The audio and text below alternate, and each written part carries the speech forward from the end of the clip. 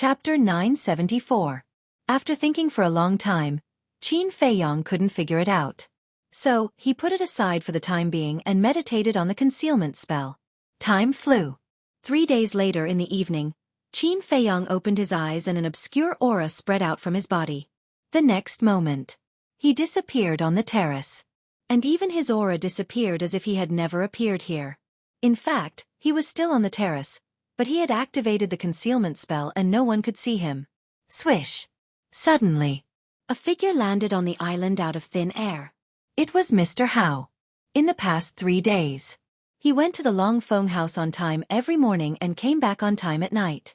And when he saw Qin Feiyong meditating on the terrace, he didn't disturb Qin Feiyong for 3 days. But at this moment, seeing that there was no one on the terrace and there was no candlelight in the attic, Mr. Hao couldn't help but feel suspicious. Where did this guy go? He swooped down and landed in Qin Feiyong's courtyard shouting, "Brother Mu, are you there?" No one answered. In fact, Qin Feiyong was now standing in front of Mr. Hao and waving at his eyes.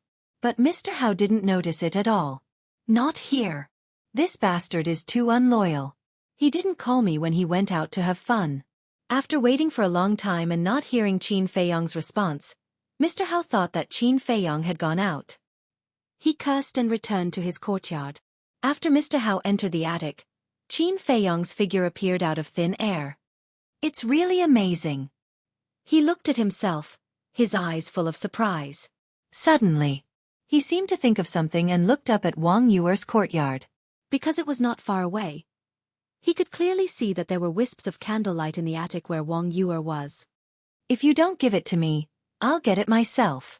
Qin Feiyong smiled, activated the concealment spell again, and walked into Wang Yuer's courtyard openly. In the courtyard, hundreds of flowers bloomed, competing for beauty. The strong fragrance of flowers pervaded every corner of the courtyard. Qin Feiyong stood in the flower bed and looked at the attic. The doors and windows were closed, and the candlelight came from a window on the left side of the first floor. He could clearly hear the sound of water coming from inside. How do we get in? Qin Feiyong hesitated. Although the concealment art could make him invisible, if he opened the window or door, it would definitely make a sound. Suddenly, his eyes lit up. There was a window on the second floor that wasn't closed. Immediately, he leaped into the air and slipped in quietly. When Qin Feiyong entered the room, his body stiffened. The room was not big, but the decorations were very cozy. There was a bed beside it, covered with light pink bedding. There was also a dressing table beside the bed.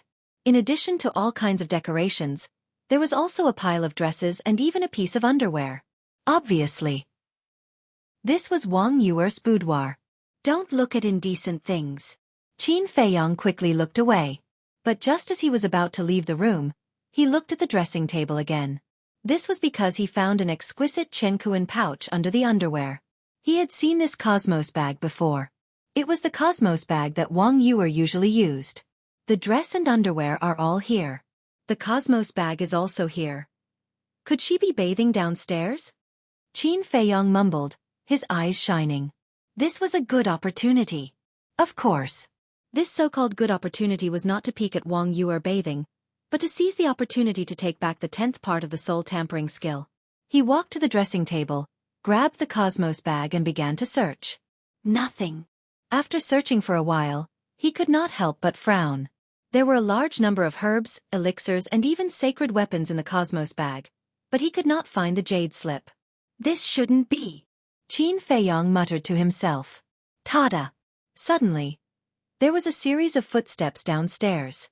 He quickly put the Cosmos bag back to its original position, restrained his aura to the extreme, and stood quietly by the side. After all, Wang Yuer was a 9-star combat sage. If he was not careful, she might discover him. Soon, a graceful figure entered the room. Qin Feiyong immediately turned his head and looked elsewhere. It was Wang Yuer. But the current Wang Yuer was simply deadly. She was wearing nothing except a white bath towel. Her 2 long legs, as well as half of her majestic twin peaks, were exposed. Her jade-like skin, her wet long hair, her languid demeanor, and her captivating eyes. Every part of her was emitting a fatal seduction. What the hell? Qin Feiyong cursed in his heart. Since he met this woman, he had been encountering such situations. Fortunately, he had strong willpower, otherwise, he would have had a nosebleed. After Wang Yuer entered the room, she looked at the clothes and cosmos bag on the dressing table and did not find anything strange. Then she walked to the closet at the side, found a clean towel, and wiped her wet long hair. Inside the wardrobe, in addition to all kinds of long dresses, there were also many small and exquisite undergarments. This is too torturous. Qin Feiyong only glanced at it casually, but his heart was already restless. But now, he didn't dare to move. He could only stand there and try not to look. However, it was not over yet. After Wang Yuer wiped the water stains, she took off the bath towel wrapped around her body in front of Qin Feiyong. Immediately, Qin Feiyong felt an uncontrollable evil fire rising in his heart. His mouth was dry. The woman in front of him was completely standing in front of him. That slim waist, that soft and tender skin. When had he ever seen such a scene? The most torturous thing was that Wang Yuer was not in a hurry to put on her clothes. She looked around in the closet as if she didn't know which one to wear. I shouldn't have broken in at this time. Qin Feiyong was extremely vexed. If Wang Yuer found out, he would not only be known as a peeping Tom, but also suffer from Wang Yuer's full revenge. About a dozen breaths later, the torture was finally over. Wang Yuer found a sky-blue long dress and put it on, which added a bit of elegance to her. Every color of clothes can give off a completely different flavor. This woman is really a natural beauty. Qin Feiyong murmured. Then Wang Yuer sat on the edge of the bed, lowered her head and said nothing. All of a sudden, she waved her hand, and a stream of light rushed out of her body. It was a jade slip, which was suspended in front of Wang Yuer. Qin Feiyong's face twitched. No wonder he couldn't find it. It turned out that Wang Yuer put it in her qi. He didn't expect this woman to be so cautious. However, the devil was 1 foot tall and the priest 10 feet tall. Now this great opportunity was in front of him. He walked up silently, grabbed the jade slip, and put it in his Chengkuan bag. At the same time, Wang Yuer was stunned. She immediately straightened her body and scanned the void in surprise. What was going on? Where was the jade slip? Was there someone? She quickly looked around the room. But in the end, as if she had seen a ghost, a trace of panic appeared on her face. Because she didn't find anyone else in the room. She didn't even sense any other aura. Impossible. How can there be ghosts in this world? Even if there are ghosts, they can't snatch this jade slip. Someone must be behind this. Whoosh! She suddenly got up, her face full of anger. She rushed out of the window at lightning speed, closed her eyes and sensed carefully. However, she didn't find a third person's aura on the island except for Mr. Howe's. Who is it? Get out here! She was so angry that she couldn't help but roar. Her voice resounded in all directions, and her eyes were as cold as ice. What's wrong, sister? Young Master Hao ran out in a hurry and looked at Wang Yuer in surprise. Wang Yuer said in a deep voice, "Someone stole the 10th part of the soul refining technique in front of me." Mr. Hao was a little confused. How could someone steal the 10th part of the soul refining technique in front of this demoness? After coming back to his senses, Mr. Hao said with a smile, "Sister, you must be joking." Do I look like I'm joking? Wang Yuer suddenly lowered her head and stared at Mr. Hao with a sharp gaze. Mr. Hao's heart skipped a beat. Indeed, she didn't seem to be joking. Whoosh! He landed beside Wang Yuer in a flash and asked, "What's going on?" Just now, I took out the jade slip and was sitting by the bed thinking about something. But suddenly, the jade slip disappeared in front of my eyes. Wang Yuer said. This? Mr. Hao was stunned. It disappeared in front of his eyes. That was too strange. Was it haunted? He scanned the island in surprise. This situation could only be explained by a ghost. Whoosh! Suddenly, Wang Yuer looked at Qin Feiyong's courtyard, her eyes flickering. Seeing this, Mr. Hao frowned and said, "Sister, are you suspecting your fiancé? Besides you, he's the only one who knows about the 10th part of the soul refining technique. Who else could it be?" Wang Yuer gritted her teeth and had already locked onto Qin Feiyong. It can't be him. Because when I came back, he wasn't here. He should have gone out. Mr. Hao said. Not here. Wang Yuer raised her eyebrows and said, Before I took a shower, I specially observed him. At that time, he was still on the balcony. How could he not be here? It's true. Mr. Hao said. Wang Yuer didn't believe it. She flew over Qin Feiyong's courtyard and shouted, Moo, don't pretend. I know you're inside. Get out. Sister, he's not here. Would I lie to you? Mr. Hao looked at her helplessly and said. Wang Yuer turned a deaf ear and continued to shout. Aren't you very powerful? Why do you dare to admit what you did? What kind of man are you? However, there was dead silence in the courtyard. Not even a shadow appeared. He's really not here? Wang Yuer raised her eyebrows. If it wasn't this bastard, who else could it be? The island was guarded by emperor beasts. If someone really sneaked in, it was impossible for there to be no sound at all. Sister, this matter is too strange. Let's go to the old man immediately. Mr. Hao said in a deep voice. He sneaked in without anyone noticing and snatched the 10th part of the soul refining technique under Wang Yuer's nose. This was definitely not something an ordinary person could do. Wang Yuer nodded. The two opened a portal and were about to walk in, but at this moment, Qin Feiyong appeared out of thin air in the sky. It's already dark. Where are you going? Looking at Mr. Hao and Wang Yuer, Qin Feiyong asked suspiciously. Where have you been? Mr. Hao frowned and said. Qin Feiyong said with a smile, I went out for a walk. What's wrong? There was a ghost incident just now. Mr. Hao said. A ghost incident? Chapter 975. Young Master Hao gave a brief account of what had happened. Qin Feiyong was dumbfounded. Of course he knew it, but he had to pretend. When he came back to his senses, he looked at Wang Yuer angrily and said, I told you to give me the 10th part of the soul refining technique, but you didn't listen. Now it's been snatched away. What do you think we should do? The 10th part is mine. Even if it's snatched away, what does it have to do with you? Wang Yuer was already full of anger. At this moment, when she heard Qin Feiyong's rebuke, she was undoubtedly angrier and directly went against Qin Feiyong. Yours? Are you kidding? If you didn't snatch the 10th part with your relationship with Mr. Wang, how could it be yours?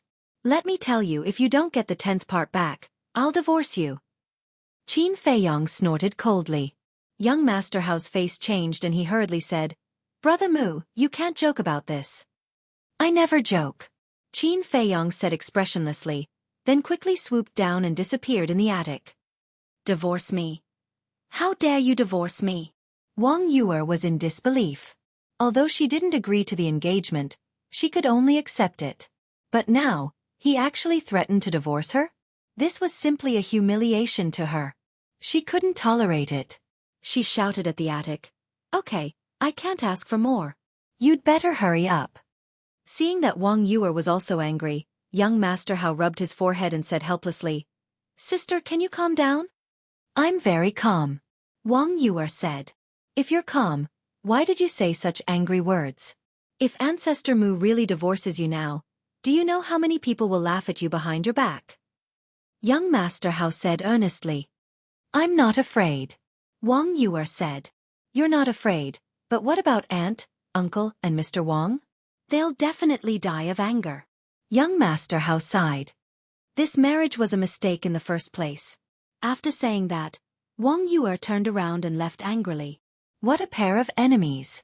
Young Master Hao looked at the two courtyards and felt a headache coming on. The waning moon hung high in the sky, and the night was hazy. Qin Feiyong activated the concealment spell and stood on the balcony, looking at Wang Yuer's back with a smile in his eyes. Although this woman was a little unreasonable, she was actually quite cute. A moment later, he retracted his gaze and took out the jade slip. No matter what, he had finally obtained the 10th part of the soul refining technique. He immediately turned around and entered the attic to comprehend in peace. And not long after, Chief Pagoda Master received young Master Hao's notice and sent people to investigate the island. However, they obviously didn't find anything. The next morning, Qin Feiyong walked out of the attic and stood in the flower bed. Breathing in the fresh air, he felt refreshed. In just one night, he had mastered the soul refining technique. Of course. This was all thanks to the inheritance of the first Pagoda Master. If not for the insights and profoundness of the soul-tempering art in the inheritance, given his current ability, he would not have been able to comprehend it no matter how much time he had. The ancients were right. As long as you are in a good mood, you will feel comfortable. Qin Feiyang stretched. With a slight thought, a stream of light swept out from between his eyebrows. This was a pentagram, blooming with dazzling light. And in the center of the pentagram, there were 3 words floating. Soul refining technique. The biggest advantage of the soul refining technique was that it didn't need to be deliberately activated. It would automatically temper one's mental strength. In other words, his current spiritual power was increasing every moment. Although it was not obvious, if he sensed it carefully, he could still detect it. Creak. Suddenly, there was the sound of the door opening. Qin Feiyang hurriedly waved his hand, and the pentagram turned into a stream of light and merged into between his eyebrows. Then he looked up and saw young Master Hao coming out from next door. Morning. Qin Feiyang smiled and greeted him. Young Master Hao was startled. He looked at Qin Feiyang, as if he had discovered a new continent, and asked curiously, "Why aren't you cultivating today?" Qin Feiyang rolled his eyes at him and said speechlessly, "Do you really think I'm a cultivation maniac? That's good. Today is the day of the Dragon and Phoenix wine auction. Let's go and have a seat." Young Master Hao laughed. Not interested. Qin Feiyang shook his head. Young Master Hao was immediately displeased. "Why are you so boring?"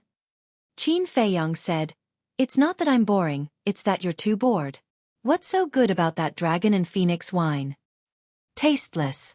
Young Master Hao pursed his lips. Qin Feiyang shook his head and laughed bitterly. Did this have anything to do with taste? Buzz. At this moment, the image crystal in Qin Feiyang's arms buzzed. Qin Feiyang's eyes flashed, and he looked at young Master Hao and said, "I have something to do, let's meet another day." After saying that, he turned around and entered the attic, closing the door behind him. How did I make such a friend? Young Master Hao was stunned, then shook his head and sighed, and also opened the teleportation door and left. In the attic, Qin Feiyang took out the image crystal, and Fatso's shadow quickly condensed. "What's wrong?" Qin Feiyang asked. Fatso said, "Someone is looking for you." "Looking for me?" Qin Feiyang was stunned and said, "Who is it?" "Pei." Fatso said. Qin Feiyang's eyes suddenly lit up and said, "Where is he now?" "It's right outside my cave abode," Fatso said. Qin Feiyang pondered for a moment and said, "Give me the coordinates, I'll be there right away." After getting the coordinates, Qin Feiyang opened a teleportation door. The next moment, he appeared in a cave abode. The cave was only 100 feet long. Other than a praying mat, a stone table, and 4 stone stools, there was nothing else. It was quite simple. However, it was very clean. Fatso walked forward and pointed to the door of the cave. He said to Qin Feiyang, "He's outside." Qin Feiyang said, "Let him in." Fatso said loudly, "Senior brother Pei, come in." Tada! Accompanied by the silent sounds of footsteps, Pei entered the cave and entered Qin Feiyang's sight. However, at this moment, Pei was no longer as carefree and unrestrained as before. Instead, he seemed to be in agony. Qin Feiyang sighed secretly and pointed to the stone stool beside him. He smiled and said, "Have a seat." Pei looked at Qin Feiyang, who was sitting on a stone stool with his head hung low, remaining silent. Qin Feiyang also sat opposite Pei and said, "They must have told you everything." "Yes." Pei nodded. Qin Feiyang asked, "What are your plans then?" "I don't know. I'm very conflicted now." Pei shook his head with a look of agony on his face. Qin Feiyang said, "I can understand how you feel, but he's still your father after all." "What are you guys talking about?" Fatso looked at the two of them in confusion. Qin Feiyang looked at Fatso and sighed. "Pei Chongfeng is his father." "What?" Fatso was dumbfounded. "Isn't this too much of a coincidence? Is he really dead?" Pei finally looked up and asked Qin Feiyang. Qin Feiyang nodded. Pei fell silent again. After a long while he said, "Can you take me to the place where he was buried? I'd like to bring his body back." "Of course. However, is this your idea or your uncle's?" Qin Feiyang asked. Pei Yi's uncle was naturally the leader of the divine python tribe. It's my idea, Pei Yi said. What about your uncle? Doesn't he want to bring your father's body back? Qin Feiyong asked with a frown. He definitely wants to, but he hasn't gotten over his grief yet. After all, they're biological brothers. We may be father and son, but we've never interacted with each other before. In fact, I don't have any impression of him at all. Pei Yi said bitterly. Qin Feiyong smiled. It was completely understandable. After all, Pei Chongfeng left the divine python tribe not long after Pei Yi was born. How could Pei Yi have any impression of him? When do you plan to go? Qin Feiyong asked. Pei Yi said, if you have time, I'd like to go immediately. Qin Feiyong stood up and said with a smile, the deceased should be respected. I'll make time for you even if I don't have time. Let's go. Thank you. Pei Yi stood up and bowed to Qin Feiyong to express his gratitude. He then opened the portal and the two of them entered one after another. Fatty pondered for a moment, then also entered the portal. In the square of the Pill Pagoda, the things that were used for the ceremony a few days ago had been removed, and peace was restored. In the center of the square, the old man in black was still sitting cross-legged on the ground like a rock, guarding the teleportation altar. Greetings, Elder. After Qin Feiyong and the other two appeared, they immediately bowed to the old man in black.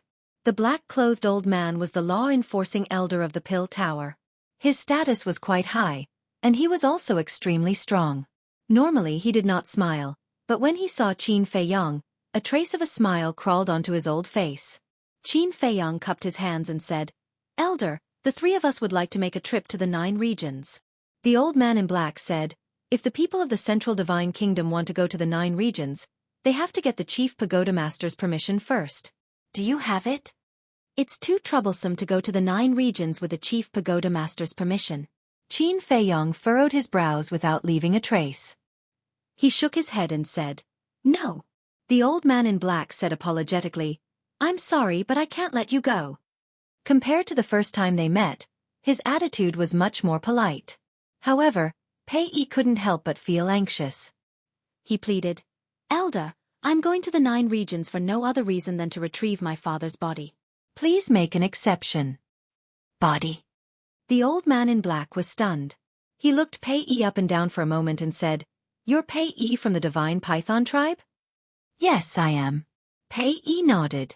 The old man in black said, As far as I know, your father went missing, right? Yes. But now we've found him, but he's already dead. Pei Yi looked sorrowful and his eyes were filled with pain. I see. All right then, you can go, but you only have 3 days. You must come back within 3 days. The old man in black hesitated and nodded. Thank you, Elder. Pei Yi hurriedly bowed and thanked him. The old man in black waved his hand, and his battle chi surged and merged into the teleportation altar. Soon, the teleportation altar was activated. Qin Feiyong and the other two jumped onto the altar one after another, and their figures quickly disappeared. The 9th region. In the central square of the Ice Crystal City. No one was allowed to set foot here. Chapter 976. But suddenly, there was a deafening buzzing sound in the quiet square. What's going on? The group of guards looked toward the center of the square like startled rabbits. At that moment, their eyes widened. The teleportation altar was awakened. One of the leading guards shouted, Quick, quick, quick! Be more spirited. There was only one explanation for the awakening of the teleportation altar. The big shots of the Central Divine Kingdom had arrived. Whoosh! Finally! Under the watchful eyes of the guards, 3 figures appeared above the teleportation altar out of thin air. It was Qin Feiyong and the other two. So young! Looking at the appearance of Qin Feiyong and the other two, the group of guards was a little stunned. But the next moment, they bowed in unison and said, Greetings, my lords. My lords? Fatso was stunned and chuckled. That's a good name. The leading guard said respectfully, My lords, is there anything I can do for you? No, you can go about your business. Qin Feiyong smiled faintly and immediately opened the teleportation gate, leaving with Fatso and Pei Yi. Captain, who are they? They look so young, but their auras are so strong. Several gods whispered with fear in their eyes. I've never been to the Central Divine Kingdom. How would I know? But I'm sure that they have a certain status in the Central Divine Kingdom. The leading guard said. What do you mean? One of the guards asked suspiciously. Aura. The aura of the three of them is very extraordinary. Especially the one who spoke. Although he looks ordinary, he exudes the aura of a king. Moreover, I can sense a great saint's aura from him. The leading guard said solemnly. Sage aura. Then isn't he a battle sage? He's already a battle sage at such a young age. How terrifying is his talent? The group of guards was dumbfounded. The legendary Central Divine Kingdom was really scary. But they would never have thought that the person they were afraid of was Qin Feiyong, the person they wanted to kill. At the same time, the third zone. Qin Feiyong and the other two arrived above a glacier. Below, the mountain ranges were covered in white snow. Qin Feiyong scanned the glacier below and said, Your father is buried here. Where? Pei Yi was a little nervous and a little hesitant. This used to be an ice valley. Later, in order to bury your father, I shattered the ice valley. As for the exact location, even now, I don't know. However, it won't be difficult to find him. After Qin Feiyong finished speaking, his big hand reached out in the air, and Saint Might poured down like a waterfall. Rumble! Immediately, the glacier shattered, the snow melted, and a large crater gradually appeared. As the glaciers and snow continued to fuse together, the crater grew deeper and deeper, reaching a diameter of over a dozen miles. Looking down from the sky, it looked like a bottomless pit. It was a spectacular sight. About 10 breaths passed. Suddenly, Qin Feiyong's eyes lit up and he said to Pei Yi, Come with me. Whoosh! The three of them immediately turned in the air and swooped down into the crater. Before they reached the bottom, an ice sculpture entered their line of sight. The ice sculpture stood at the bottom of the crater, and cold air was rising. And inside, there was a middle-aged man in purple clothes lying down. He looked to be in his 40s and had a rough face. There were some white hair at his temples, and his clothes were tattered. There were also bruises all over his body. It was Pei Changfeng. Although it had been more than a year since Qin Feiyong buried him, his body was still the same as before. There were no signs of decay at all. Whoosh! The three of them landed in front of the ice sculpture one after another. Qin Feiyong and Fatso looked at each other and silently took a few steps back. Pei Yi looked at the person in the ice sculpture and did not go forward for a long time, seemingly a little reluctant. Thump! After a long time, he knelt in front of the ice sculpture feebly. Do you know? Although I often tell others that I hate you very much and don't want to see you, I've actually been waiting for you to come back. Do you know how much I yearned for your love and care? But in the end, you made me wait for the news of your death. Do you know how much pain and despair I felt? I remember when I was young, I was so envious of other children who acted coquettishly in front of their fathers. I wanted you to hug me too. But this little wish was just an extravagant hope in my eyes. I can't accept it. Can you tell me what you've been doing all these years? Have you ever thought of coming back to see me? Answer me. Pei Yi muttered to himself, tears blurring his vision. He was getting more and more emotional. In the end, he lay on the ice sculpture and screamed hysterically. Looking at Pei Yi's miserable appearance, Fatso also felt sad and said, Boss, I can't take it anymore. Let's go out for a walk. I'll go too, Qin Feiyong said. Pei Yi finally saw his father. Although he had passed away, he definitely had a lot to say to him. Besides, Pei Yi needed some time to get a grip on his emotions. The two of them did not disturb Pei Yi and quietly flew out of the deep pit. Fatty glanced at the vast expanse of white glaciers and shook his head with a sigh. Things in this world are really coincidental. Yeah. When I found out that Pei Changfeng was Pei Yi's father, I was also shocked. Qin Feiyong said. Fatso frowned and said, But how did Pei Changfeng die? Is it really an unsolved case? Qin Feiyong also fell into deep thought. Although they were not sure about Pei Changfeng's specific strength, they could guess that he must be very strong after knowing his identity. After all, if Pei Changfeng was not strong, the previous chief of the Divine Python tribe would not have let him inherit the position of chief. Therefore, there were probably not many people in the 9 regions who could kill Pei Changfeng. There might not even be one. Boss, Fat Lord suddenly thought of the Black Lion tribe, the Red Flame tribe, and the Sea tribe. Fatso said, "Is there a problem?" Qin Feiyong was stunned and asked, "I don't know." However, when the chiefs of the three tribes came here to look for the Ice Blade, does it mean that they already knew about the existence of the Ice Blade in advance? If that's the case, how did they know? Did they receive the news by chance? Or did they see the Ice Blade with their own eyes? Fatso's face was full of suspicion. Qin Feiyong was surprised and said, "You mean the people of the three tribes may have seen Pei Changfeng before?" "It's possible." Fatso nodded. Qin Feiyong frowned and pondered for a while, then said, "If they really saw him, they might know the cause of his death. Let's go. We'll go to the three tribes immediately. By the way, do you have the coordinates of the three tribes?" Although it was just a guess, it was still necessary to verify it. Of course. Back then, Master Fatty, Brother Wolf, and the others had ransacked the three big tribes. Chapter 977. Black Lion Tribe. In a small courtyard, two black-clothed old men sat opposite each other. Outside the small courtyard, a group of youths were naked and practicing martial arts on the snow. Although they were very young, only 12 or 13 years old, and their faces were red from the cold, none of them complained. Their faces were resolute. Since the chief and the high priest were killed, our Black Lion tribe is no longer what it used to be, but our hope is not yet destroyed. Yes, these children are our hope. It's a pity that Qin Feiyong and those bastards robbed our treasury.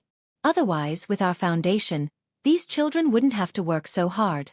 Looking at those youths, the two black-clothed old men's faces were full of gratification, but there was also a trace of hatred in their eyes. This hatred was naturally targeted at Qin Feiyong and the others. Haven't you heard of the saying, "No pain, no gain"? But at this moment, with a faint laugh, Qin Feiyong and Fatso appeared out of thin air in the courtyard. "Who is it?" The two old men were shocked and immediately stood up, looking at the two of them warily.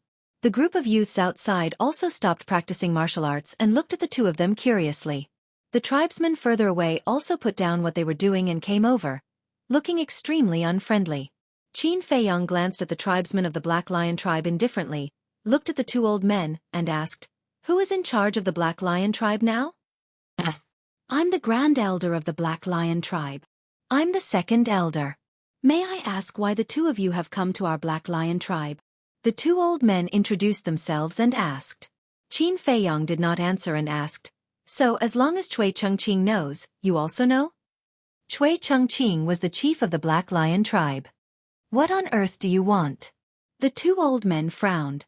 Qin Feiyong waved his hand, took out his identity token, and said, "I'm from the Central Divine Kingdom's main tower. I'm here to investigate the cause of a person's death." The Central Divine Kingdom. Immediately, everyone's eyes trembled, and their faces were filled with shock and fear. Because none of them had been to the Central Divine Kingdom, they had no idea what the token in Qin Feiyong's hand represented. But if the other party was really from the Central Divine Kingdom, he could not afford to offend them. The two old men looked at each other and bowed. "Greetings, sirs." Qin Feiyong nodded, put away the token, and said, "Do you know someone called Pei Changfeng?" Pei Changfeng? Hearing this name, a trace of suspicion crept into their eyes. "That's him." Fatso waved his hand, and Pei Zhongfeng's shadow quickly condensed in the void. "Who is he?" The members of the Black Lion tribe looked at Pei Zhongfeng's figure with puzzlement on their faces. However, Qin Feiyong caught a hint of bewilderment in the eyes of the Grand Elder and Second Elder. In such a situation, doubt and bewilderment meant two different things. Doubt meant that they were completely unaware. And bewilderment meant that the two of them had definitely seen Pei Zhongfeng, but at least they knew of his existence. However, Qin Feiyong did not point it out and said, "Have you never seen him before?" "No." Everyone shook their heads. The Grand Elder and Second Elder also shook their heads. Fatso's eyes revealed disappointment, and said in a low voice, "It seems that we guessed wrong." "No. We didn't guess wrong. It's just that someone refuses to tell the truth." Qin Feiyong shook his head and laughed. Fatso was surprised. Qin Feiyong looked at the Grand Elder and said indifferently, "Tell me everything you know." "They know?" Fatso was stunned for a moment, then glared at the two of them and shouted, Since you know, then why don't you say it? Are you courting death?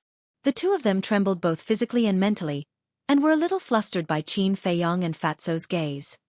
Don't be nervous. As long as you tell me the truth, I won't hurt a single clansman of your Black Lion tribe. But if you dare to continue hiding it, your Black Lion tribe will face the danger of being exterminated today. Qin Feiyong said with a smile.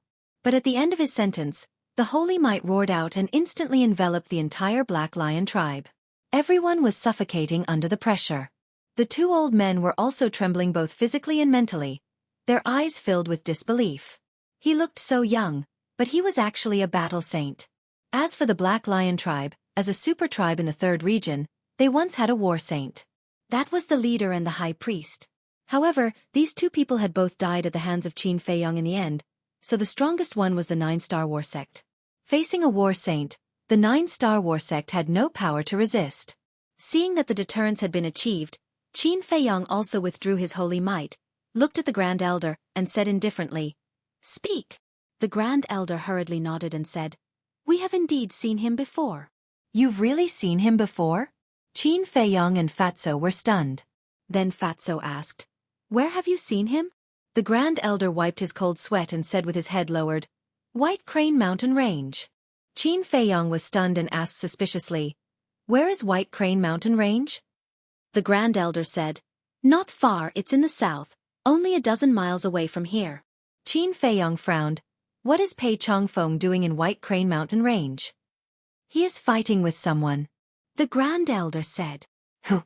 Qin Feiyong's eyes flashed. The Grand Elder shook his head and said, "We don't know, but we know that they are brothers." "Brothers?" Qin Feiyong was stunned and said, "How do you know that they are brothers?" The Grand Elder said, "Because Pei Chongfeng calls that person little brother." Little brother. Qin Feiyong and the Grand Elder looked at each other. Could it be that the person who fought with Pei Chongfeng back then was the current leader of the Divine Python tribe? But wasn't this too inconceivable? Qin Feiyong said in a deep voice, "Do you know what that person looks like?" I know. It's a middle-aged man, his cultivation is very strong, and his temperament is also very extraordinary." The Grand Elder raised his hand and waved. Battle Chi surged and quickly condensed into a figure in the void. "It's really him." Qin Feiyong and the Grand Elder looked at the virtual figure, their faces full of disbelief. This person in front of them, if not the current leader of the Divine Python tribe, who else could it be? In other words, what the leader of the Divine Python tribe said to Qin Feiyong at that time was all lies. And Pei Chongfeng's death was completely a conspiracy. Qin Feiyong said, "I want to know the details."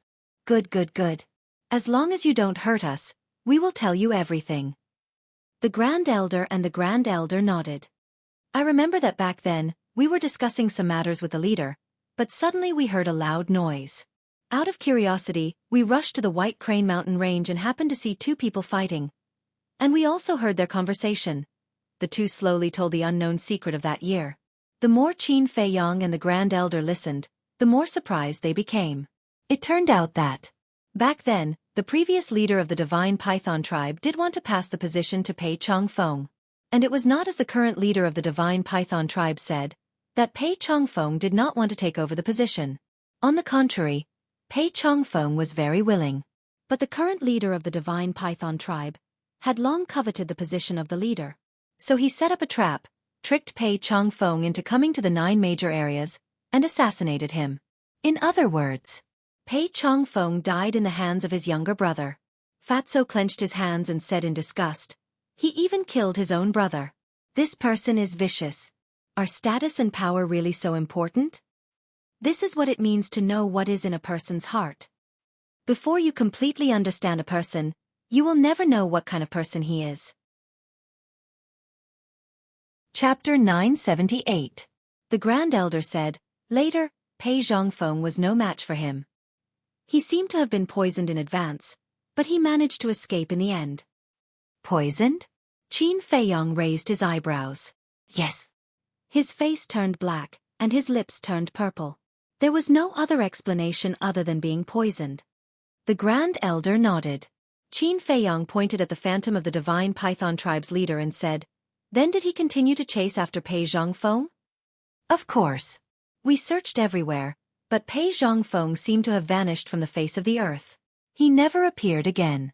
Not long after, this person also left. From then on, he never appeared again. The Grand Elder said. Qin Feiyong said, "This matter is of great importance. Are you sure that what you're saying is the truth?" "I swear. Not only did we see it, but the people of the Crimson Smoke tribe and the Azure Sea tribe also saw it.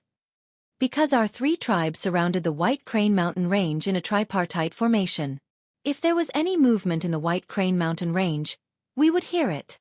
At that time, the leaders of the Crimson Smoke tribe and the Azure Sea tribe, the High Priest, and the elders were also nearby to observe.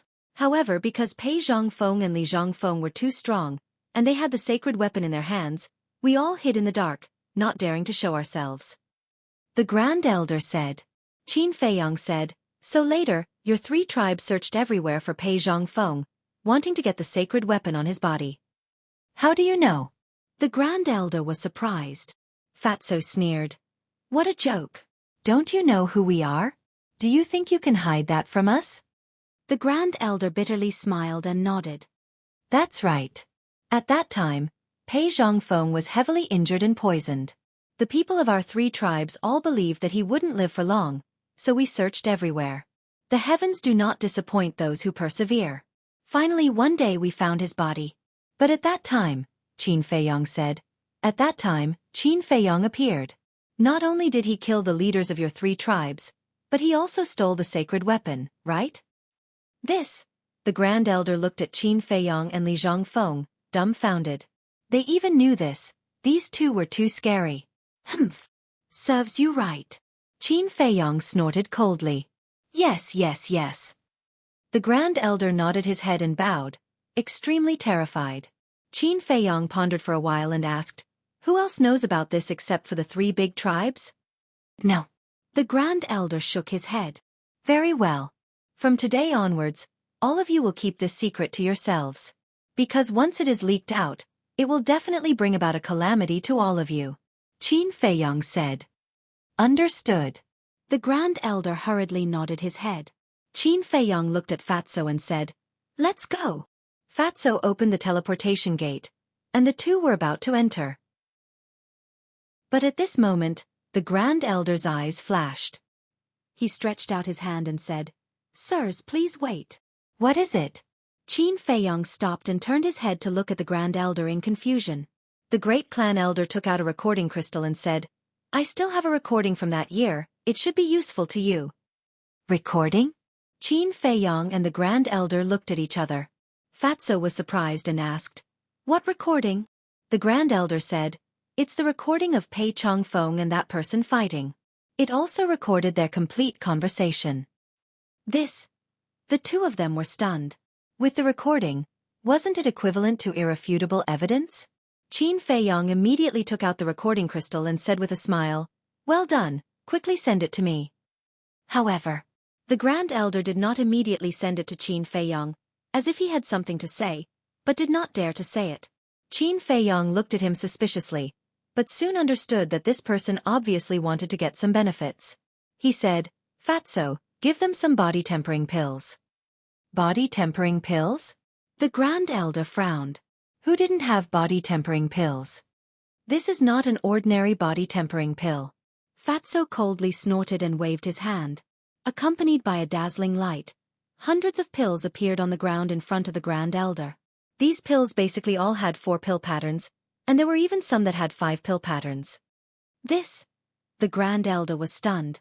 The people of the Black Lion tribe were also dumbfounded. The eyes of those youths were filled with desire.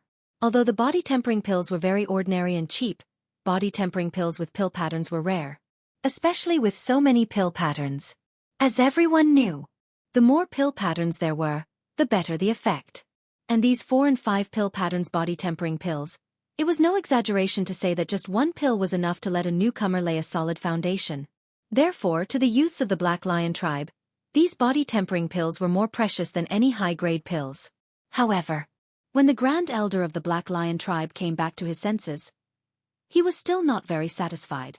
"Don't be too greedy, or else don't talk about benefits. Your lives might not even be saved," Qin Feiyong lightly said. The Grand Elder's eyes trembled.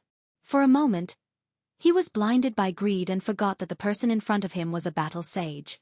He did not dare to hesitate any longer and hurriedly established a contract with Qin Feiyong. Then, he sent the video to Qin Feiyong. Qin Feiyong did not stay any longer and brought Fatso back to the place where Pei Changfeng was buried.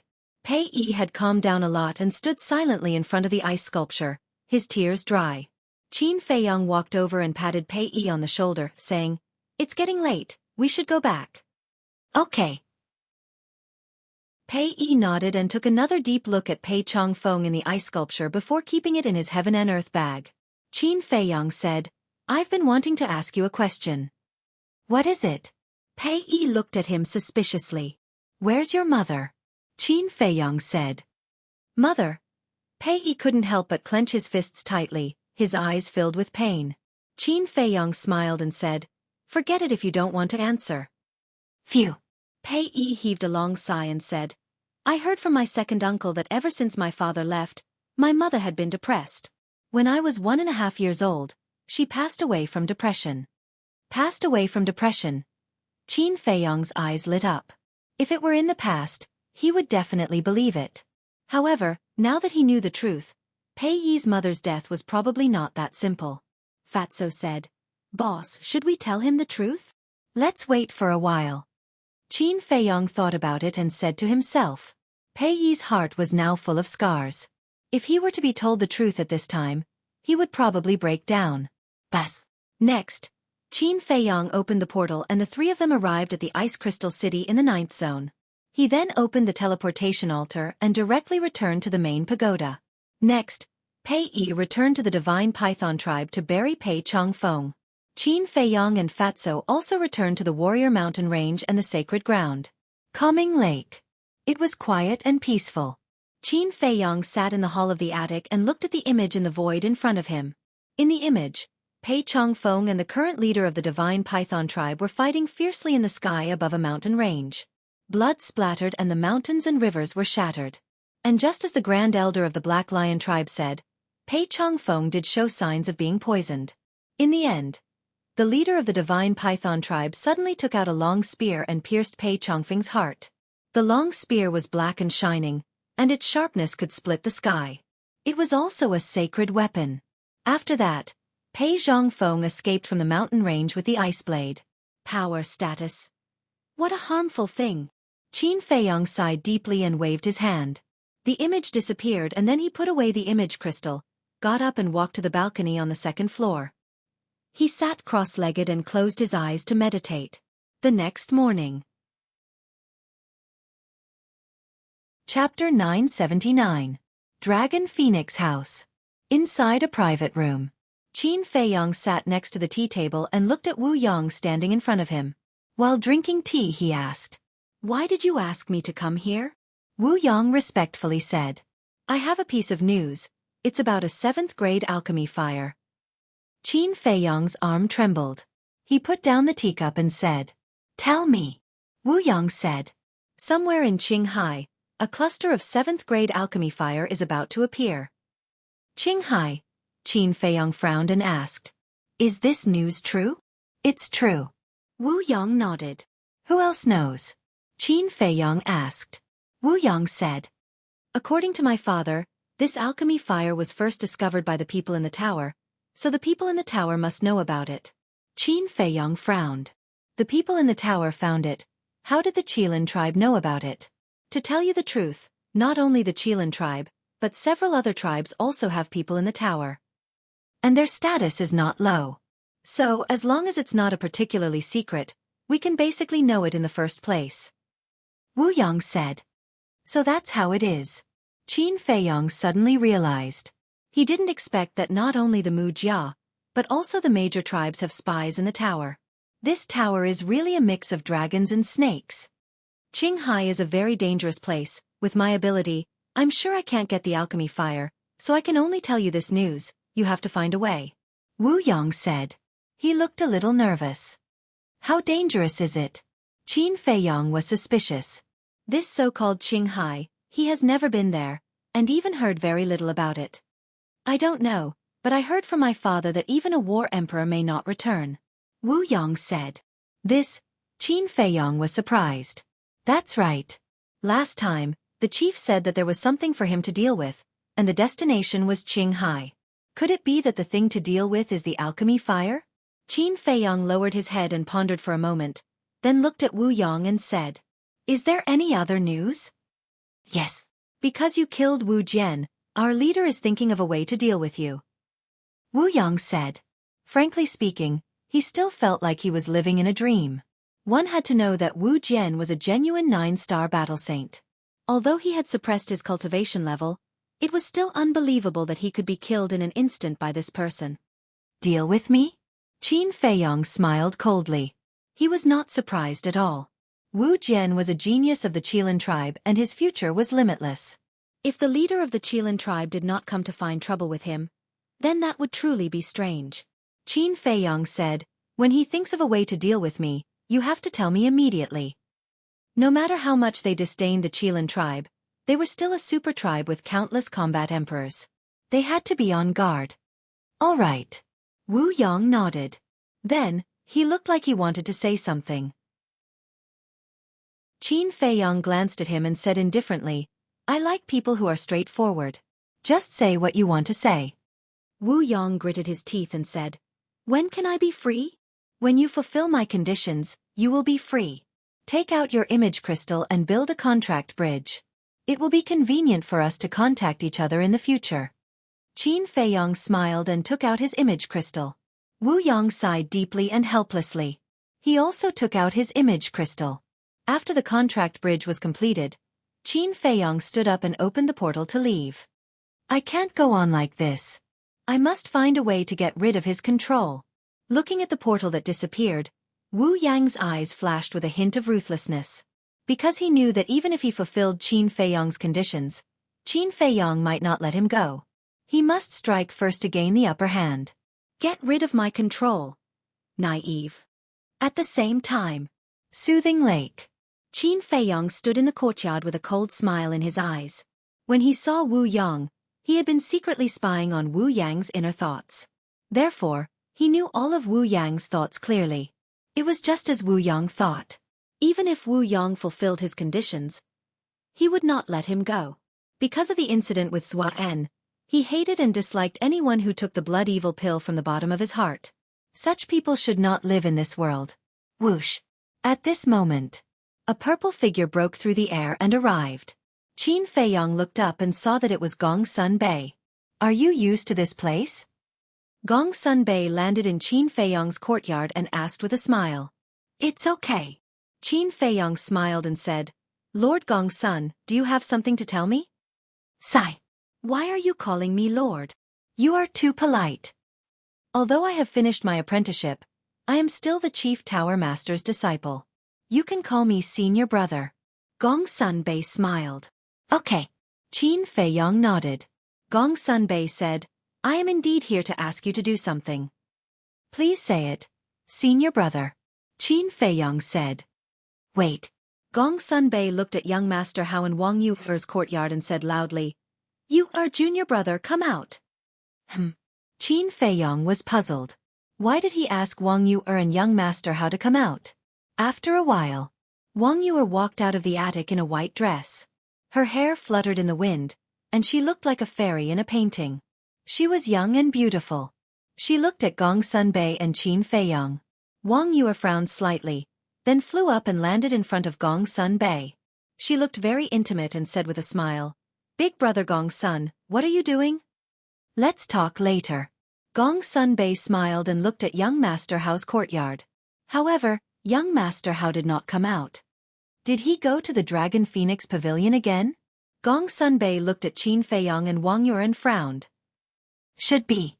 Qin Feiyong smiled bitterly. If young Master Hao was not at Calm Heart Lake, then he must be at the Dragon Phoenix Pavilion. He's really persistent. Gong Sun Bei sighed helplessly and took out an image crystal to send a message to young Master Hao. After a while, young Master Hao appeared in the courtyard with a dissatisfied face. "Junior Brother, you can't blame the Chief Pagoda Master for always saying that you don't do your job properly. You asked for it. Let me tell you, if you continue to be like this, I'm afraid that the entire Central Divine Kingdom will talk about you behind your back. Gong Sunbei tried his best to persuade him. It's none of your business. Young Master Hao rolled his eyes and waved his hand impatiently. Don't be long-winded. If you have something to say, just say it. A row of black lines appeared on Gong Sunbei's forehead, and the veins on his forehead bulged. Can't you see that I'm concerned? My good intentions were taken as ill intentions. Some time ago, we found a cluster of 7th grade alchemy fire in Qinghai. Gong Sunbei said. As expected. Qin Feiyong's heart skipped a beat. But young Master Hao looked unhappy and said, It's just a cluster of 7th grade alchemy fire. You can just bring it back. Why do you have to call me back? Wang Yuer also looked suspicious. The 7th grade alchemy fire was no less than a big treasure in Qin Feiyong's eyes. But it was nothing in the eyes of young Master Hao and Wang Yuer. Gong Sunbei said, The Chief Pagoda Master wants the 3 of you to go to Qinghai and bring back the alchemy fire.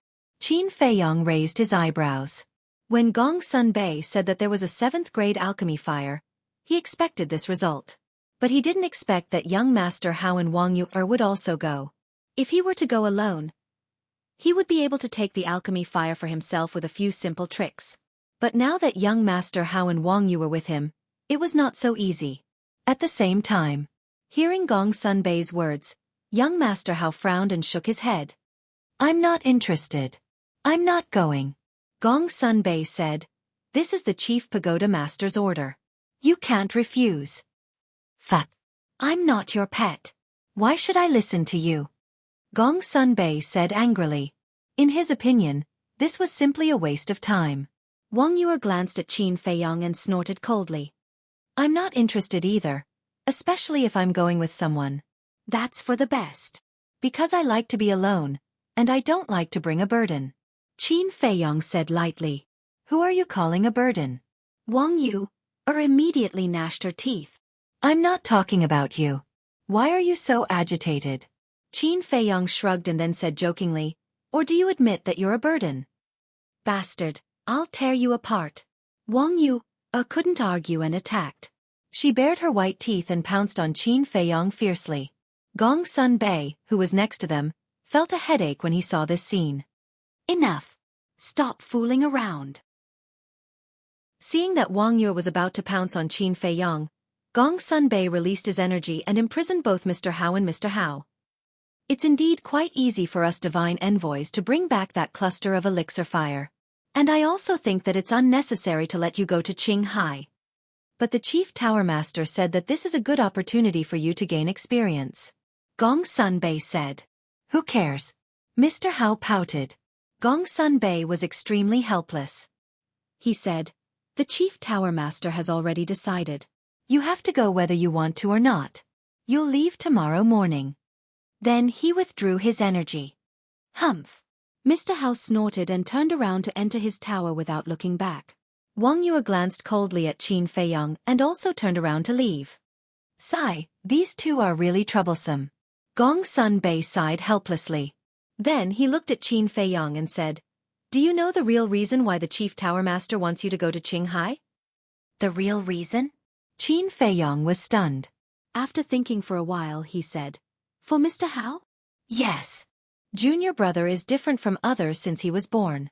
He has never experienced any setbacks, which makes the Chief Tower Master very worried. Because if this goes on, his future will be delayed and his talent will be wasted. So, the Chief Tower Master wants him to go out and see the cruelty of the world. He wants him to experience some hardships and tribulations, so that he will understand that he can't always rely on others. He has to rely on himself for everything. But the Chief Tower Master is worried, so he wants you to go with Wang Yuer. Wang Yuer has the strength, and you have the brains. You can do your best to protect junior brother. Of course, it's also a chance for you and Wang Yuer to cultivate your relationship. Gong Sunbei smiled ambiguously. Qin Feiyong's face twitched. It was impossible for him and Wang Yuer. What was there to cultivate? Have you asked Elder Wang and Wang Yuer's parents about this? Qin Feiyong asked. Of course. It's such an important matter. We have to discuss it with them in advance. And they are very satisfied with you. They hope that you and Wang Yuer can be together. Gong Sunbei smiled. I'm afraid I'll have to disappoint their good intentions. Qin Feiyong sighed inwardly. He and Wang Yu were not from the same world, so it was impossible for them to be together. Besides, Gong Sunbei added with a serious face, you have to remember what I'm going to say next. No matter what difficulties you encounter after you leave Divine City, we won't help you in any way. Qin Feiyong was shocked. It seemed that the Chief Tower Master was serious this time to make young Master Hao change his mind. What about the coordinates of the alchemy fire? Qin Feiyong asked. I won't tell you. You have to find it yourself. But don't worry. As long as you enter Qinghai, it won't be difficult to find the location of the alchemy fire. But you have to hurry, because there should be only half a month before the birth of the alchemy fire. Gong Sunbei said. Okay. Qin Feiyong nodded. Gong Sunbei patted Qin Feiyong's shoulder and said with a smile, then I'll leave this matter to you. Bring junior brother back alive. I'll try my best. Qin Feiyong smiled. Okay, you get ready. I'll go and report. After Gong Sunbei finished speaking, he opened the portal and left. It's really troublesome. When the portal dissipated, Qin Feiyong's eyes suddenly had a trace of anger. Immediately, he turned and entered the attic, took out the image crystal, and Wu Yang's shadow quickly condensed. Qin Feiyong said, give me the location and coordinates of the alchemy fire. Wu Yang was stunned and said respectfully, now we only know that the alchemy fire has appeared in Qinghai, and the location and coordinates are still in the process of finding out.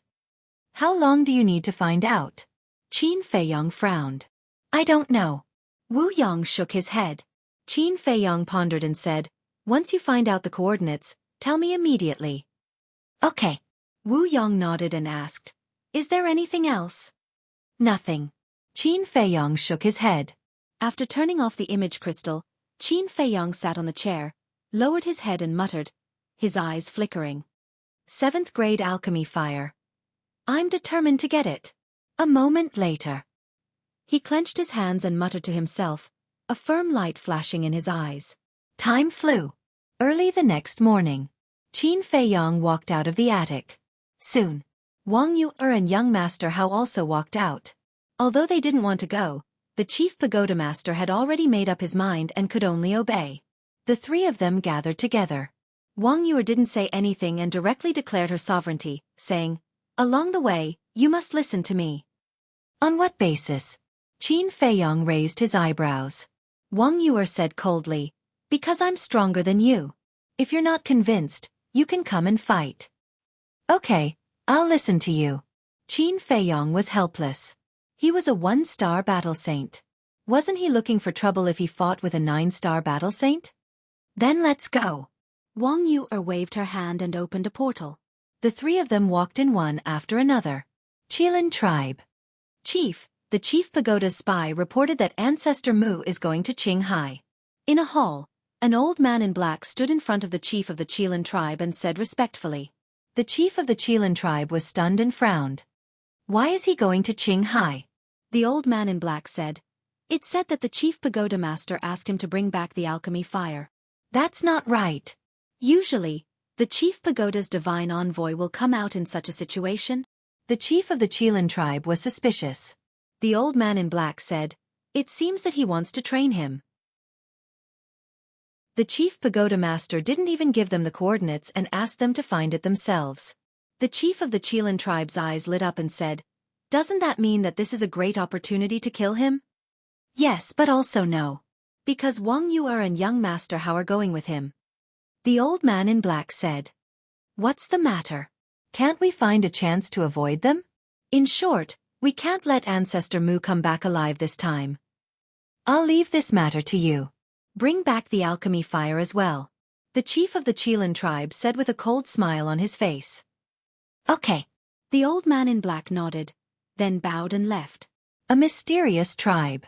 The chief of the divine python tribe was half lying on the chair. He narrowed his eyes as if he was thinking about something. The high priestess stood behind him and gently massaged his shoulders.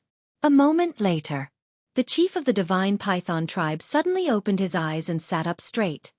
He said, I have a feeling that we can't let Ancestor Mu live. The high priestess's delicate body stiffened. She shook her head and said, "No, if the assassination fails, it'll be equivalent to us not fighting and not confessing. Besides, judging from Ancestor Mu's attitude that day, he definitely doesn't know the cause of Big Brother's death." "I understand. But I can't feel at ease if Ancestor Mu doesn't die," the chief of the Divine Python tribe said in distress. "You're a typical thief with a guilty conscience." The high priestess glared at him helplessly. After pondering for a moment, she said, "How about this? Isn't he going to Qinghai? We'll let Elder Qin follow him first. If there's a chance to kill him in one strike, we'll kill him. If there's no chance, we'll give up decisively." The chief of the Divine Python tribe's eyes lit up. He said happily, "That's a good idea. I'll go find Elder Qin immediately." With that, he got up and left in a hurry. If you knew this would happen, why did you do it in the first place? Chapter 980. Qinghai City. This city was located at the western border of the Central Divine Kingdom, which was very far away from the Divine City. The area of Qinghai City was only about 5 or 6 miles. Compared to the Divine City, it was like heaven and earth. Moreover, Qinghai City had been built for less than 1,000 years. However, such a city was quite prosperous. Because Qinghai City was the only way to Qinghai, and it was only dozens of miles away from Qinghai. Many people who went to Qinghai to explore and search for treasures would come here to replenish their supplies and rest. Swish! At this moment, in the sky above a forest outside the city, 3 figures appeared out of thin air. It was Qin Feiyang and the other 2. Qin Feiyang glanced down, looked up at the city not far away, and asked suspiciously, "Where is this?" "I don't know either." Young Master Hao shook his head. Although he was born in the Central Divine Kingdom, he had always been in the Divine City, so he was even more unfamiliar with the outside world than Qin Feiyang. Wang Yuer said, "This is Qinghai City, the only city near Qinghai. If you want to buy anything, hurry up and buy it." Young Master Hao asked curiously, "Sister, have you been here before?" "No." Wang Yuer shook her head. "Then how do you know?" Young Master Hao was suspicious. "Nonsense. Of course I asked around." Wang Yuer glared at him angrily. In fact, last night, she had deliberately asked someone about the details of Qinghai City.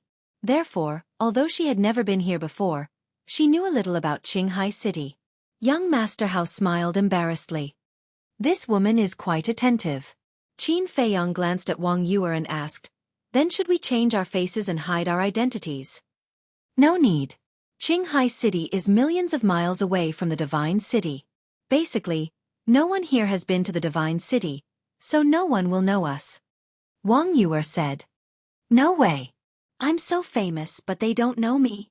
Young Master Hao was surprised. "Narcissist." Wang Yuer couldn't help but roll her eyes and said, "Although others don't know you, the Pavilion Master and the City Lord of Qinghai City know you." "Who?" Young Master Hao was stunned and asked. Wang Yuer said, "Fu Xiong Shen Feiyun." "So it's them." Young Master Hao was enlightened. "Let's go. Restrain your auras and don't attract too much attention. After all, we're here to train. The fewer people who know, the better." Wang Yuer said indifferently and flew towards Qinghai City without looking back. Qin Feiyang and Young Master Hao followed behind her. Qin Feiyang whispered, "Who are Fu Xiong and Shen Feiyun?" Young Master Hao chuckled. "Speaking of which, you and Fu Xiong have some history." "Origin?" Qin Feiyang was stunned. Young Master Hao asked, "Do you remember Fu Anshan?" "Of course I remember," Qin Feiyang said. Young Master Hao smiled. "Fu Xiong is Fu Anshan's son." Qin Feiyang was taken aback. Then, he smiled bitterly. Enemies were bound to meet on a narrow road. As for Shan Feiyun, this person was once a prominent figure in Divine City. He was even as famous as Gong Sun Bei. Unfortunately, in the end, when he spoke up to hear, Young Master Hao paused as if he was hiding something that was difficult to say. As famous as Gong Sun Bei. Qin Feiyang was shocked. Who didn't know that Gong Sun Bei was not only the disciple of the Chief Tower Master, but also his trusted aide. It could be said that his status in Forgotten Continent was definitely not lower than the Holy Tower Master and the Saint Peak Master. And a person who could be compared to Gong Sun Bei should at least be an overlord. How could he have fallen to such a state? Not long later, the three of them landed in front of the city gate. There were 4 guards guarding the city gate. Their cultivation was between 1-star War Master and 3-star War Master. Wow, look! A great beauty has come. When they saw Wang Yuer, the eyes of the 4 guards immediately lit up as they stood at the city gate. When Qin Feiyang and the other 2 approached, the leader of the guards shouted, "Stop!" The 3 of them were slightly stunned. The leader of the guards shouted, "Who are you? What is your purpose in coming to Qinghai City?" The people coming and going all stopped in their tracks and looked at the 3 of them suspiciously. Wang Yuer raised her eyebrows and said patiently, "Big brothers, we are explorers going to Qinghai City."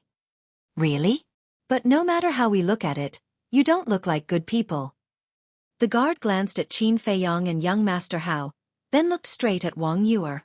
The other 3 guards were the same. Looking at the eyes of the 4, Qin Feiyang immediately understood that there was an ulterior motive. But he didn't move, because he wanted to see how Wang Yuer was going to deal with it. Wang Yuer had seen countless people and had teased countless men. Of course, she could see through the thoughts of the 4 at a glance. A cold light flashed in her eyes as she said, "Then may I ask, how can we prove that we are not bad people?" There was a trace of coldness in her tone. "Search. We want to see if you have any weapons on you. Don't try to resist. Because in Qinghai City, no matter how high your cultivation is or how strong you are, you have to follow the rules here." The leader of the guard said very seriously, but his eyes were always glancing at Wang Yuer's chest. "You're courting death." Young Master Hao clenched his hands and said in a deep voice, "What if we don't follow the rules?" "Don't follow the rules?" The 4 guards looked at each other and smiled. The leader's eyes flashed, and he said, "If you don't follow the rules, you'll die, even if you're the king of heaven." Arrogant. Young Master Hao was furious. Qin Feiyang grabbed him and said with a smile, "Don't be anxious. We'll make a move when Wang Yuer can't handle it." Young Master Hao was stunned, and his eyes immediately became strange. He said through voice transmission, "Brother, she's your fiancée now. Are you going to watch her being teased by other men in public?" Qin Feiyang pursed his lips. "Fiancée?" He didn't have such luck. "You 2 bastards, are you still men?" At the same time, seeing Qin Feiyang and Wang Yuer remain indifferent, Wang Yuer's heart also surged with anger. "Didn't you tell us to listen to you? Without your permission, we wouldn't dare to move." "Brother Hao, don't you think so?" Qin Feiyang said with a faint smile. Young Master Hao's face darkened, and he said angrily, "Brother, you're being immoral. It's fine if you want to fight with her, but why drag me into it? Are you stupid? Can't you see that I'm fighting for the right to speak for us? You can't expect us 2 men to listen to a woman, can you?" Qin Feiyang said. "I see." Young Master Hao came to a realization, then looked at Wang Yuer and said timidly through voice transmission, "Sister, Brother Mu is right. Without your permission, we wouldn't dare to be presumptuous." Wang Yuer's face turned pale. She was not a fool, and she could naturally see that the 2 were doing it on purpose. At the same time, seeing that Wang Yuer didn't say anything, the 4 guards thought that Wang Yuer acquiesced to their search, so they smiled at each other and went forward to surround Wang Yuer. The leader of the guards said with a smile, "Little girl, don't be nervous. We're just searching you. We won't take advantage of you." Yes. It's just a search." The other 3 guards nodded in agreement, but their eyes were extremely wretched. Then, the 4 of them raised their arms one after another and reached for Wang Yuer. "You really don't know what's good for you," Wang Yuer muttered, her eyes cold and piercing. But suddenly, a sly look flashed in her eyes, and she said to Qin Feiyang through voice transmission, "Do you want me to say it before you're willing to move? Fine. Now I order you to cripple the 4 of them." "Cripple?" Young Master Hao was stunned and said to himself, "Brother, what should we do now?" "Pretend you didn't hear it," Qin Feiyang said indifferently. Young Master Hao was stunned and shook his head with a bitter smile. These 2 were indeed a pair of enemies. Seeing that the 2 of them were still indifferent, Wang Yuer's temper couldn't help but flare up. "You win." She turned around and glared at the 2 of them fiercely, then glanced at the 4 guards, killing intent bursting out of her eyes. The 4 guards couldn't help but tremble. "What are you doing?" However, at this time, a displeased shout was heard. "Oh no!" The 4 guards trembled again and hurriedly turned to look at the street inside the city gate with incomparably respectful expressions. The crowd of onlookers was the same, as if some big shot had arrived. Qin Feiyong and young Master Hao looked at each other and also looked up. Their gazes passed through the crowd and finally landed on a certain place on the street inside the city. At that place, a young man was walking over with large strides, surrounded by a group of guards. The young man was wearing a gorgeous purple robe and was about 1.8 meters tall. There was an exquisite jade pendant on his waist, and he looked dignified and arrogant. The group of guards behind him were dressed similar to the 4 guards guarding the city. Obviously, they were all from the city lord's mansion. However, their auras were much stronger than the 4 people guarding the city. The purple-clothed young man was like a moon surrounded by stars, looking down on the crowd. "Greetings, young Master Long." As soon as the purple-clothed young man came out, the people gathered in front of the city gate bowed to him. "Yes." Young Master Long nodded, his arrogant expression slightly cold, but when he saw Wang Yuer, his eyes flashed with surprise. "What's going on?" He looked at the 4 city guards and frowned. The leader of the guards hurriedly said, "Young Master Long, it's like this." However, before he could speak, Wang Yuer's eyes flashed, and she ran to young Master Long in a panic, saying, "Young Master, you have to uphold justice for this little girl." As she spoke, she used her charm technique slightly. Young Master Long was immediately enchanted, his eyes filled with admiration, and then patted his chest proudly. "Don't be afraid, with me here, no one dares to bully you." "Thank you, young master." Wang Yuer looked at him gratefully, her charming eyes were like silk, seducing one's soul. "Little demoness." Qin Feiyong cursed. "Get used to it."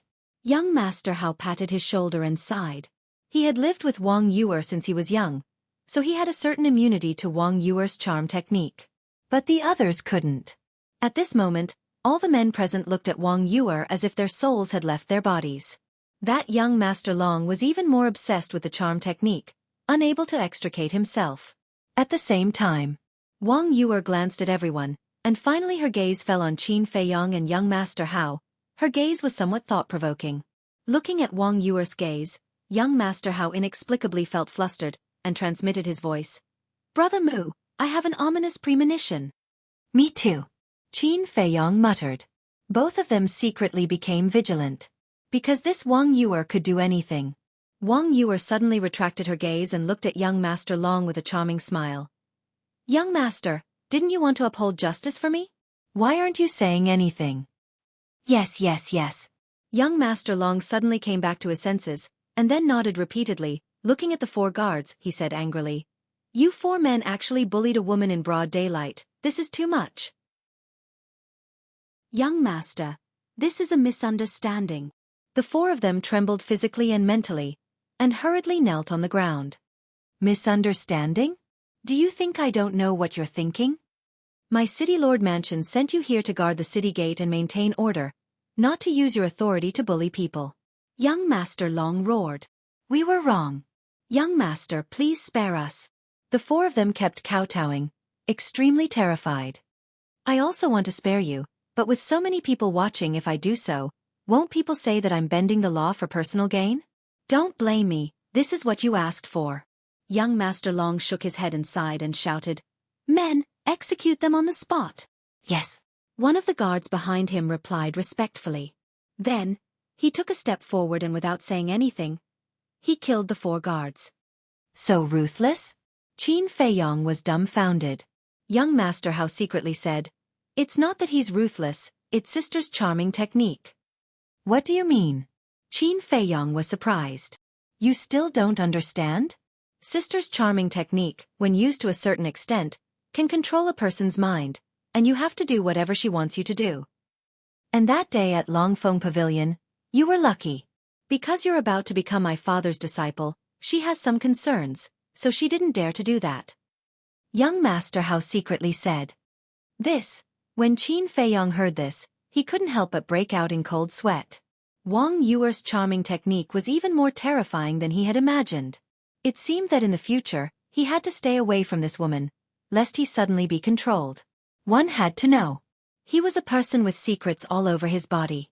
Once controlled, the consequences would be unimaginable. Young Master Long looked at Wang Yuer and said with a flattering smile, "Miss, are you satisfied now?"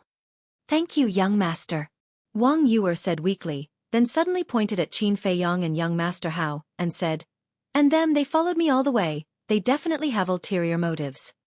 What the hell? Qin Feiyong and young Master Hao almost spat out a mouthful of blood. Ulterior motives? What kind of joke was this? If it was another woman, it might be possible. But for this little demoness, they only wanted to stay as far away from her as possible. How could they possibly have ulterior motives towards her? However, no one else knew about this. Everyone looked at the two of them in unison, their eyes filled with anger. As for that young Master Long, his eyes revealed a trace of ruthlessness. "She's forcing us to make a move." Young Master Hao sighed.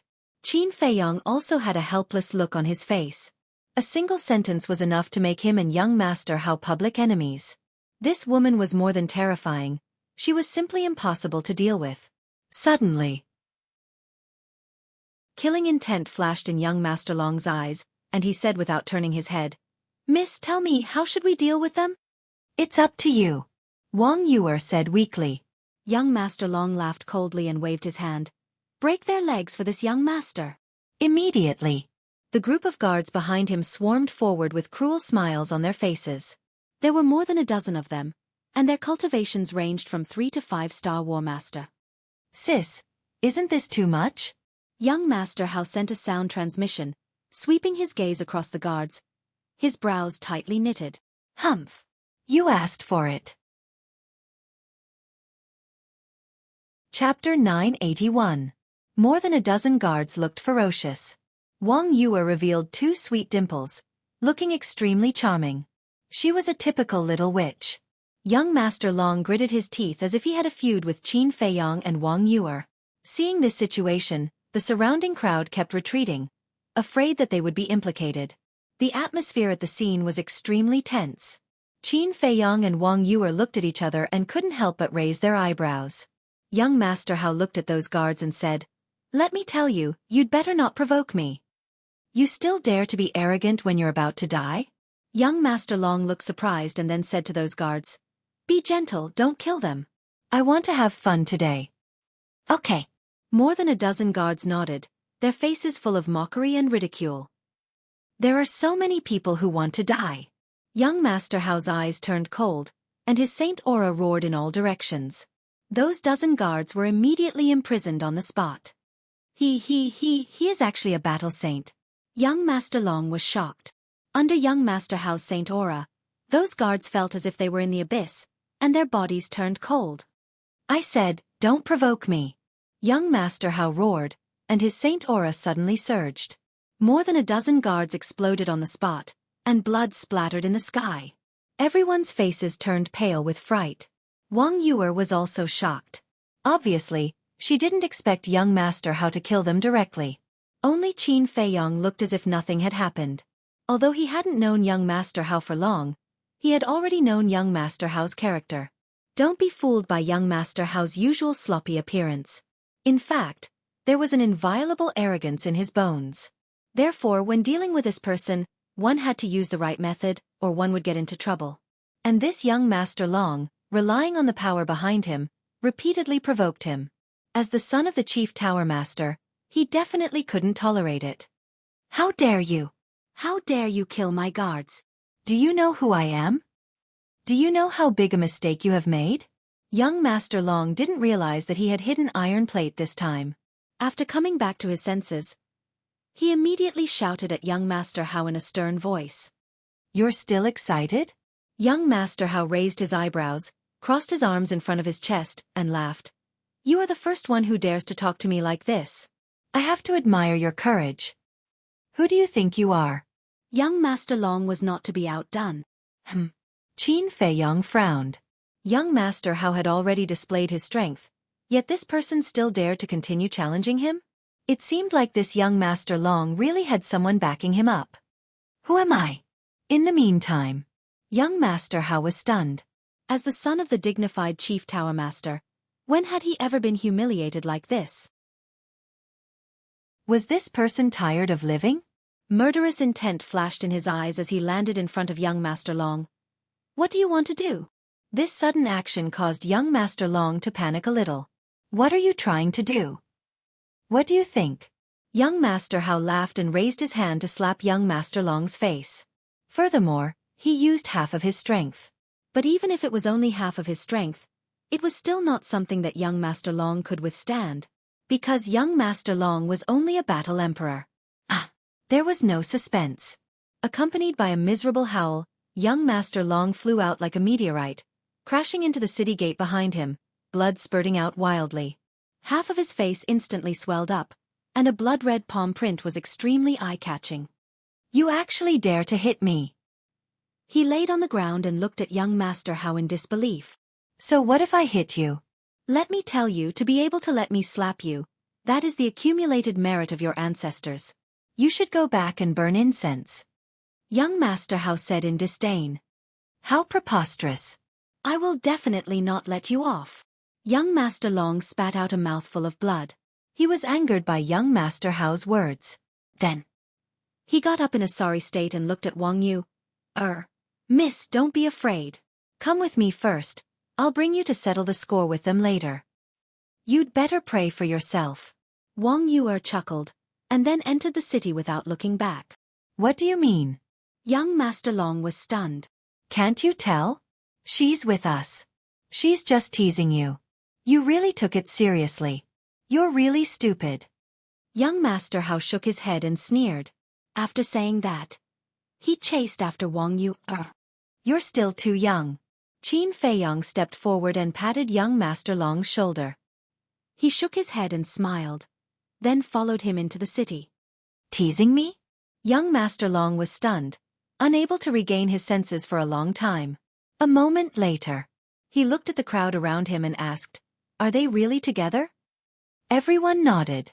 Young Master Long immediately flew into a rage out of humiliation and roared, Then why didn't you tell me earlier? You didn't ask. And you didn't give us a chance to speak. Everyone muttered in their hearts. At the same time, they were very nervous. Qin Feiyong and the other two did not understand young Master Long, but they did. Not only did this person have a backer, he was also narrow-minded. No one dared to offend him. Young Master Long's hands were tightly clenched together as he looked at the backs of Qin Feiyong and the other two. The killing intent in his eyes was undisguised. Just you wait. I will let you know the consequences of offending this young master. He muttered, then opened the teleportation gate and left. Only then did the people gathered here heave a sigh of relief. Following that, they began to discuss in low voices. To even dare to hit young Master Long, what kind of background did these three people have? Moreover, under the deliberate spread of the news, this matter spread from 1 to 10, from 10 to 100, and very quickly, everyone in Qinghai City knew about it. They were all shocked and in disbelief. On a bustling street, Qin Feiyong and the other two walked side by side. When the pedestrians who came and went saw them, they couldn't help but take a few more glances. It spread throughout Qinghai City so quickly. It really is as the saying goes, good things don't go out, but bad things travel 1,000 miles. Young Master Hao shook his head. Qin Feiyong laughed. This also means that young Master Long's background is not small. No matter how great his background is, can he compare to me? Young Master Hao disdained. Qin Feiyong smiled helplessly. In this forgotten continent, other than the Mu family, there really wasn't any hedonistic son who dared to compare family background with young Master Hao. Young Master Hao looked at Wang Yu who was walking in the middle and frowned. Sis, you've caused enough trouble, shouldn't you tell us now, why did you bring us to Qinghai City? I'm causing trouble? Wang Yu laughed out of anger and said, From what you're saying, you're blaming me. Did I say that? Young Master Hao had an innocent look on his face. Humph. Don't think that I don't know what you guys want to do. Let me give you a piece of advice. All of you better behave yourselves. Wang Yu coldly snorted. Young Master Hao said powerlessly, Yes, you're the best, you're the biggest, you can say it now. Didn't I say it already? We came to Qinghai City to prepare for going to Qinghai City. According to what I heard last night, Qinghai City is very big, and there are very few islands. Without an island, we won't be able to land. So for safety's sake, before we go, we must first buy a few water avoidance pearls. Wang Yuer said. And Wang Yuer's attentiveness once again made Qin Feiyong have a whole new level of respect for her. Indeed, water avoidance pearls were indispensable when going on an adventure in the sea. Because there was a lot of water pressure in the deep sea. If one accidentally fell into the deep sea, it would be extremely dangerous. Everyone knew that. Not only were there powerful sea beasts lurking in the deep sea, but the water pressure would also affect one's strength and cause inconvenience. But it would be different with water avoidance pearls. The water avoidance pearls could isolate the water pressure, allowing one to be as relaxed in the deep sea as on land. Water avoidance pearls? Young Master Hao frowned and said, "Then why didn't you say so earlier? The old man has a lot of them. I'll just go and ask him for a few." Wang Yuer said, "He won't give them to you." "Why?" Young Master Hao was suspicious. "Don't you understand? This time, your father asked us to come to Qinghai City to train you. So not to mention your father, even if you go to Gongsun Bay or your friends, they won't give you water avoidance pearls." Wang Yuer glared at him angrily. She had never seen such a stupid person who still didn't understand the situation. "Is that so?" Young Master Hao was stunned and looked at Qin Feiyong. "Yes." Qin Feiyong nodded with a wry smile. In fact, young Master Hao wasn't stupid, but he just didn't use the right path. And now it seemed that the Chief Tower Master's worries were reasonable. If he didn't train him, his future would be ruined. "After all this time, I'm the one who implicated you?" Young Master Hao looked at the two of them with a stunned expression. "What do you think?" Wang Yuer rolled her eyes at young Master Hao, then stopped a passerby and asked, "Brother, how do I get to the trading pavilion?" "It's 2 blocks ahead and around the corner." The passerby said in a hurry and ran away as if he was running for his life. The three of them looked at each other.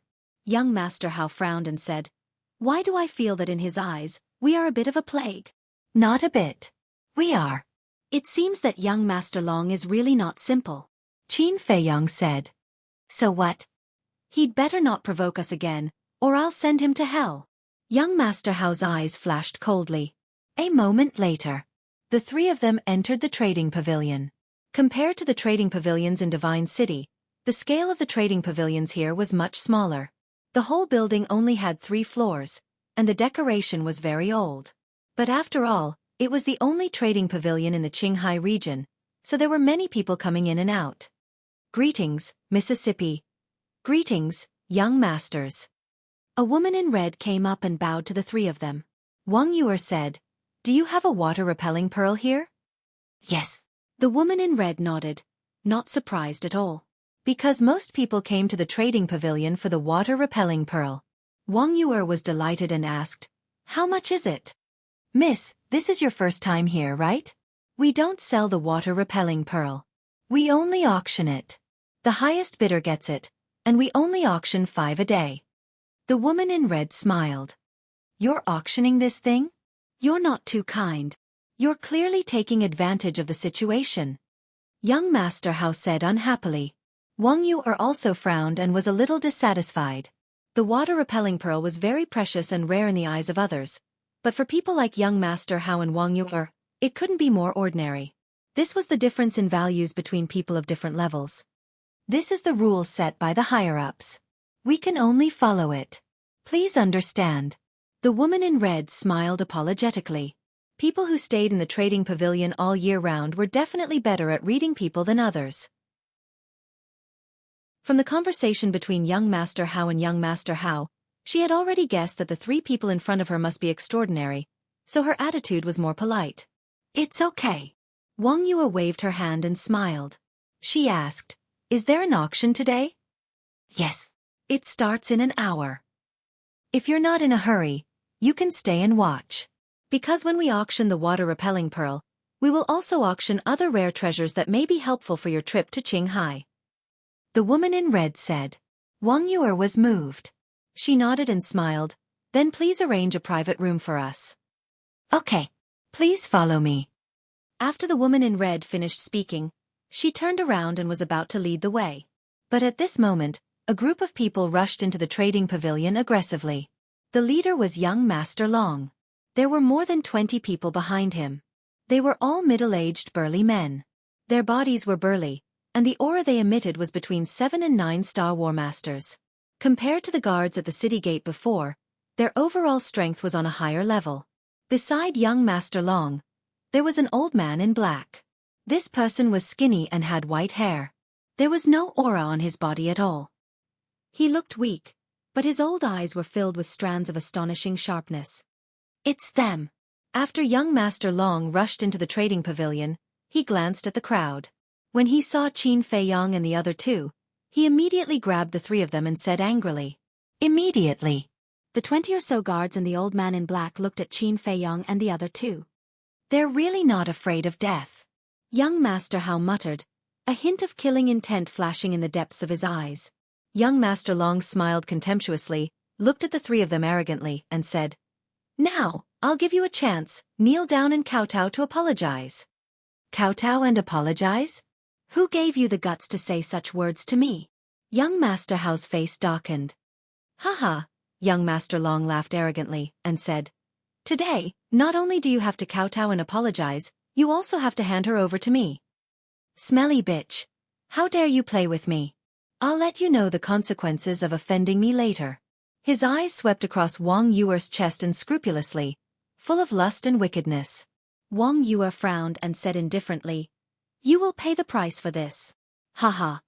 This is my territory, what do you dare to do to me? You're not going to kneel, are you? All right. Cripple them for me. Young Master Long roared, and the 20 or so guards immediately rushed towards Qin Feiyong and the other two. Stop. But at this time, the woman in red stood up, looked at young Master Long, and said in a deep voice, Young Master Long, don't forget that this is the trading pavilion. If you have any personal grudges, please wait until they leave the trading pavilion. Is the trading pavilion that great? Get the hell out of my way, or I'll beat you up too. Young Master Long shouted arrogantly. How dare you? The woman in red's face sank. Pah! However, before she could finish her sentence, young Master Long took a step forward and slapped the woman in red's face. You! The woman in red was stunned. Although she was only a staff member of the trading pavilion and couldn't be compared to young Master Long, in Qinghai City, no one had ever dared to cause trouble in the trading pavilion.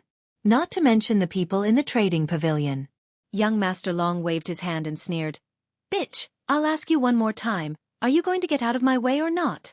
They are guests of my trading pavilion. Don't even think about touching them. I will immediately report this matter to the pavilion master and ask him to make a decision. The woman in red took out an image crystal. You're courting death. Young Master Long was furious. He slapped away the image crystal of the woman in red, and then slapped her again. The woman in red's beautiful face turned pale. Young Master Long was a famous playboy in Qinghai City, so she understood him. Although he was usually very arrogant, he was still honest every time he came to the trading pavilion. But he didn't expect him to be so crazy today. You've gone too far. Chapter 982. Young Master Long raised his eyebrows, looked at Qin Feiyong's hand, and laughed. Do you want to be the hero to save the beauty?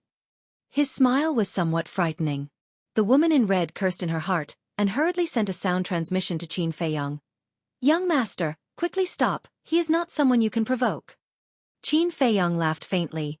This matter was originally caused by us, speaking of which, we have implicated you, so let me end it. He did not send a sound transmission. The woman in red was stunned. This kind of confident tone and arrogant demeanor was not something an adventurer should have. Could it be that these three people had a great background?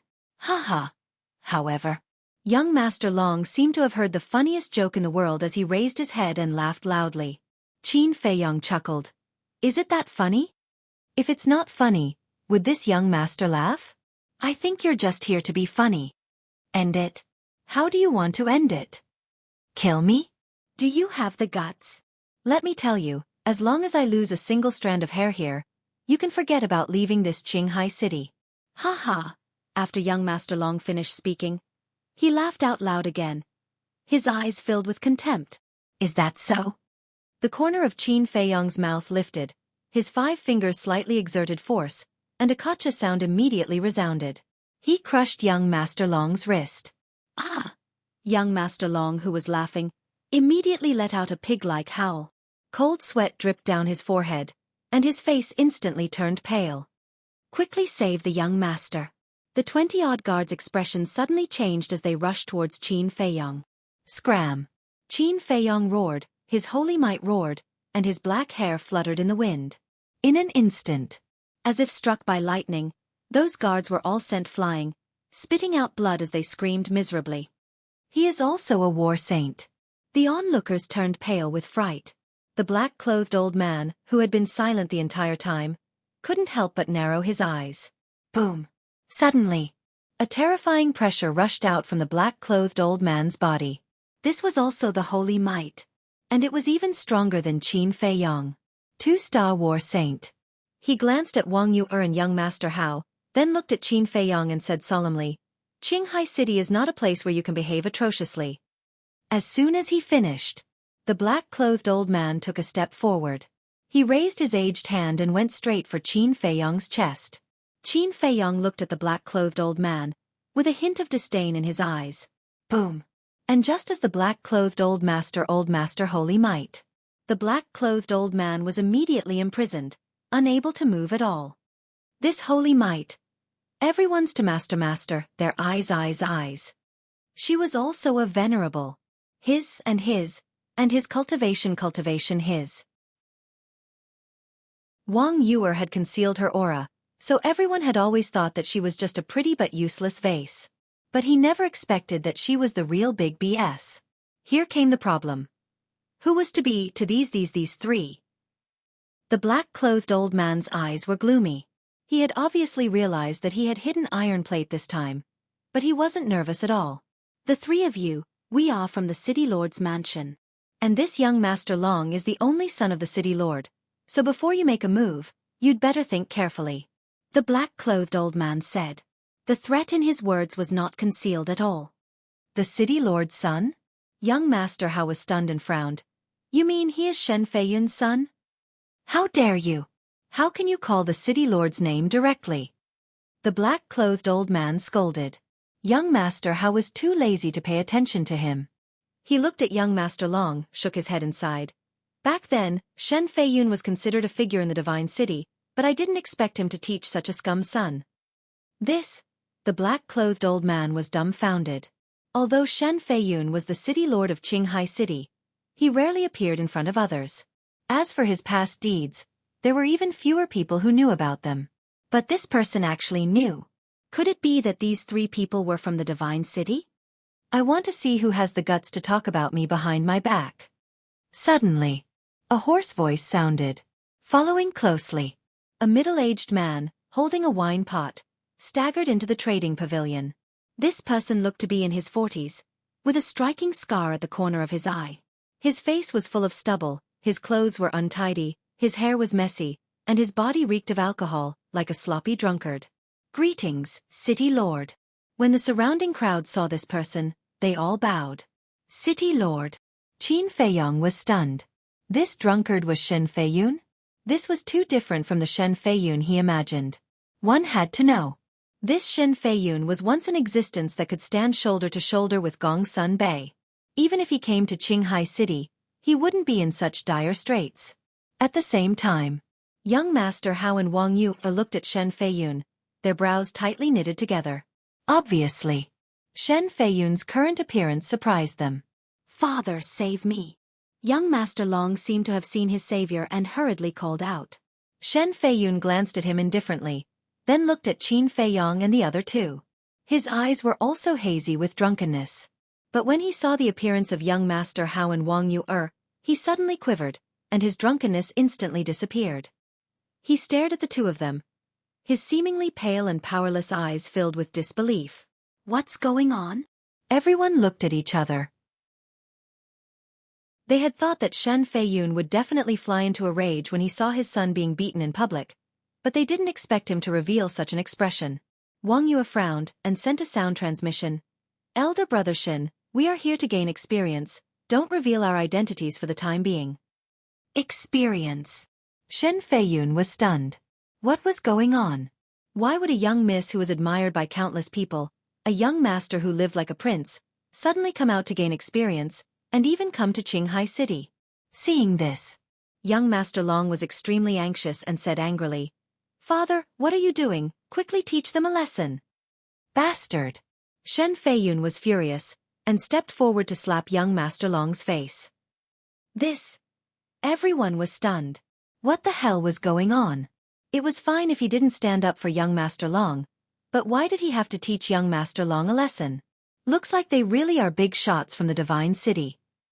The old man in black muttered, his heart filled with lingering fear.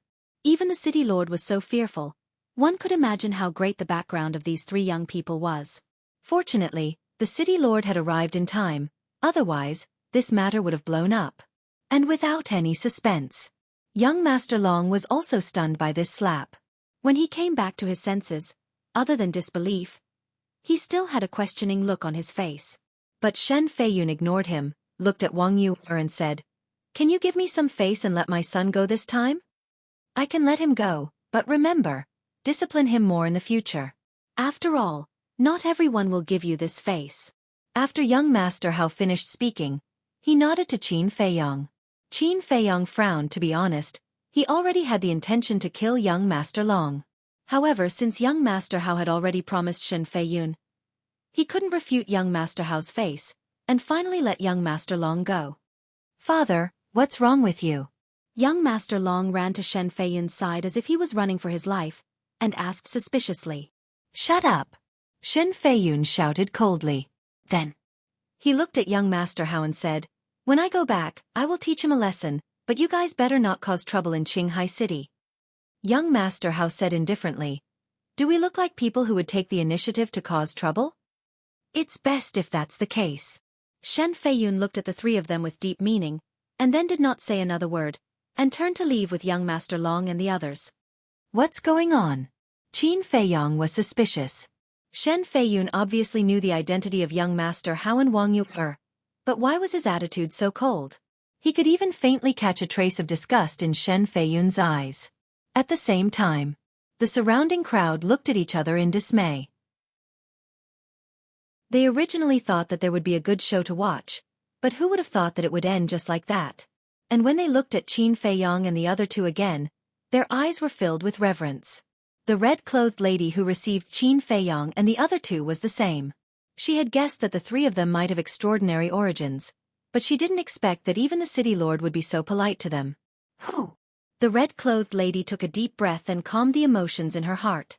Then she looked at Qin Feiyong and the other two and bowed. "I'm sorry, I frightened you guys." Wang Yu said, "We were the ones who caused you to be slapped by him. We should be the ones apologizing. Mrs. Too polite. Anyone who comes to the trading pavilion is an honored guest of our trading pavilion. Of course, we have to do our best to protect the safety of our guests." The red-clothed lady laughed. Qin Feiyong and the other two were surprised. They didn't expect the trading pavilion of Qinghai City to be so protective of their guests. If it was the trading pavilion of the Divine City, the people of the trading pavilion would probably only stand behind young Master Long. Fu Anshan was the best example. Back then, Qin Feiyong and the others entered the trading pavilion. Later, Guo Ming brought people to cause trouble. In the end, Fu Anshan helped the people of the Scorpion tribe to bully them. "Let's go. I'll take you to the VIP room," the red-clothed lady said. "Thank you." Wang Yu nodded and smiled. Thus, the three of them walked to the second floor under the guidance of the red-clothed lady. "Brother Hao, didn't you say that the pavilion master of Qinghai City's trading pavilion, Fu Xiong, is Fu Anshan's son?" Qin Feiyong frowned. "That's right." Young Master Hao nodded and asked suspiciously, "What's wrong?" Qin Feiyong said, "It's nothing. I just feel that Fu Xiong's management is pretty good." There was an old saying that went like this: like father, like son. Before coming to the trading pavilion, he thought that Fu Xiong was the same as Fu Anshan, a petty person who only cared about benefits. But now, it seemed that wasn't the case. Because the quality of the staff was related to the person in charge. The better the quality of the person in charge, the better the quality of the staff. Although he hadn't seen Fu Xiong with his own eyes, from the red-clothed lady's character, it wasn't difficult to see that Fu Xiong should be a good person. Therefore, it was this contrast that made Qin Feiyong unable to adapt for a while. Of course. Chapter 983. City Lord's Mansion. In a certain hall, Shen Feiyun was leaning against a chair, still holding a wine pot in his hand. The old man in black stood respectfully at the side. As for young Master Long, he sat opposite Shen Feiyun with his legs crossed. He looked at his father with a trace of disgust. A moment passed. The old man in black couldn't help but ask, "City Lord, who exactly are they?" Shen Feiyun remained silent. Another moment passed. He raised his head and looked at young Master Long and said, "Their identities are not simple, don't provoke them anymore." Provoke? Young Master Long raised his eyebrows and said angrily, "Are you blind? Can't you see that they provoked me first? Impudent! Who are you talking to?" Shen Feiyun was furious. "I'm talking to an alcoholic." "No, calling you an alcoholic is too flattering. Do you know how many people are talking about you behind your back? You're a good-for-nothing. I feel embarrassed to have a father like you, do you know that?" Young Master Long slapped his face and said in disgust, "Bastard!" Shen Feiyun was unable to restrain his anger, and went forward to slap him. Young Master Long was immediately sent flying, crashing into a stone pillar behind him, blood gushing out of his mouth. However, he was not afraid at all. He stood up and shouted, "Hit me, continue. Other than hitting me, what else can you do? If you have the ability, then beat me to death today. Do you think I don't dare?" Shen Feiyun was furious, and walked towards young Master Long angrily. Seeing that the situation was not good, the old man in black hurriedly went forward and grabbed Shen Feiyun, saying, "Lord, even a vicious tiger will not eat its cubs, calm down." Young Master Long said, "Uncle Nye, let him go.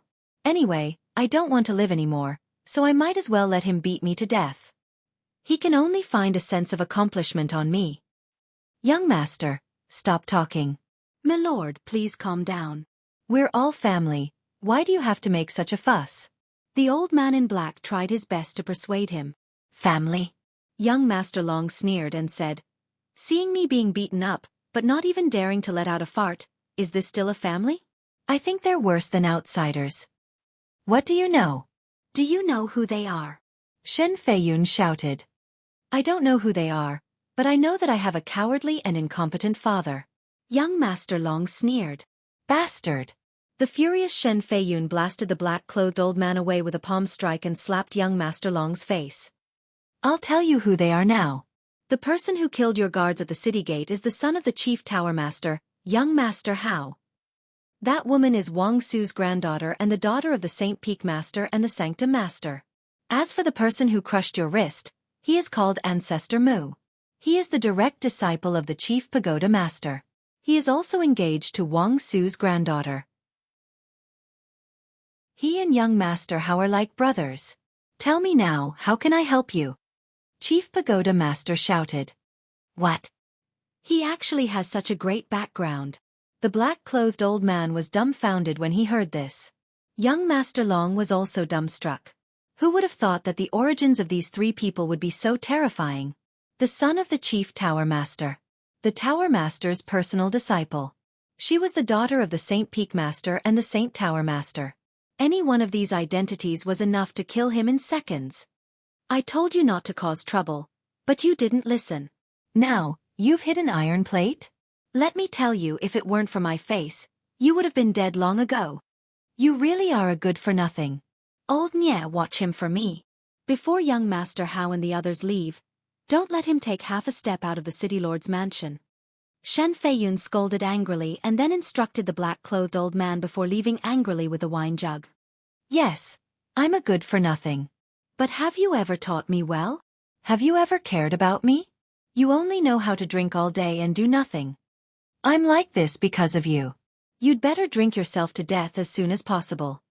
Young Master Long roared at Shen Feiyun's back. The black-clothed old man sighed and said, "Young Master, the Lord also has his difficulties. You should speak less." "Humph!" Young Master Long snorted coldly, his eyes flashing with shocking murderous intent, and said sternly, "So what if he's the son of the Chief Tower Master? If he dares to provoke me, I will still make him pay the price." the black-clothed old man's face changed and hurriedly said, "Young master, this won't do, please don't act recklessly." "Why do you care?" Scram! Young Master Long pushed the black-clothed old man away, opened the teleportation door, and walked in without looking back. Trading Pavilion. The woman in red brought Qin Feiyong and the other two into a VIP room. The VIP room was about 5 or 6 meters long, and the decorations were simple and elegant. In the middle, there was a tea table, surrounded by a few chairs neatly arranged. In front of him was a transparent floor-to-ceiling window, allowing him to clearly see the situation outside the auction house. "Please take a seat." After the woman in red finished speaking, she walked to the tea table. There was a tea set on the tea table. She squatted on the ground and prepared to make tea. Wang Yuer laughed. "You can go and do your work, we can do it ourselves." "All right, I'll keep guard outside.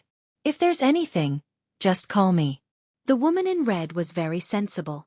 She got up and walked out of the VIP room, closing the door. The auction would begin in a while. Qin Feiyong glanced at the auction house, then laid on the chair and closed his eyes to take a nap. Suddenly, young Master Hao sighed. "I really didn't expect Shen Feiyun to become like this." "Yeah.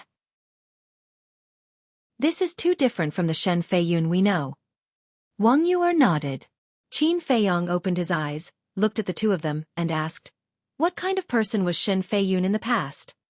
Young Master Hao said, "A person respected by the world, but also a pitiful person." "What do you mean?" Qin Feiyong became more and more curious.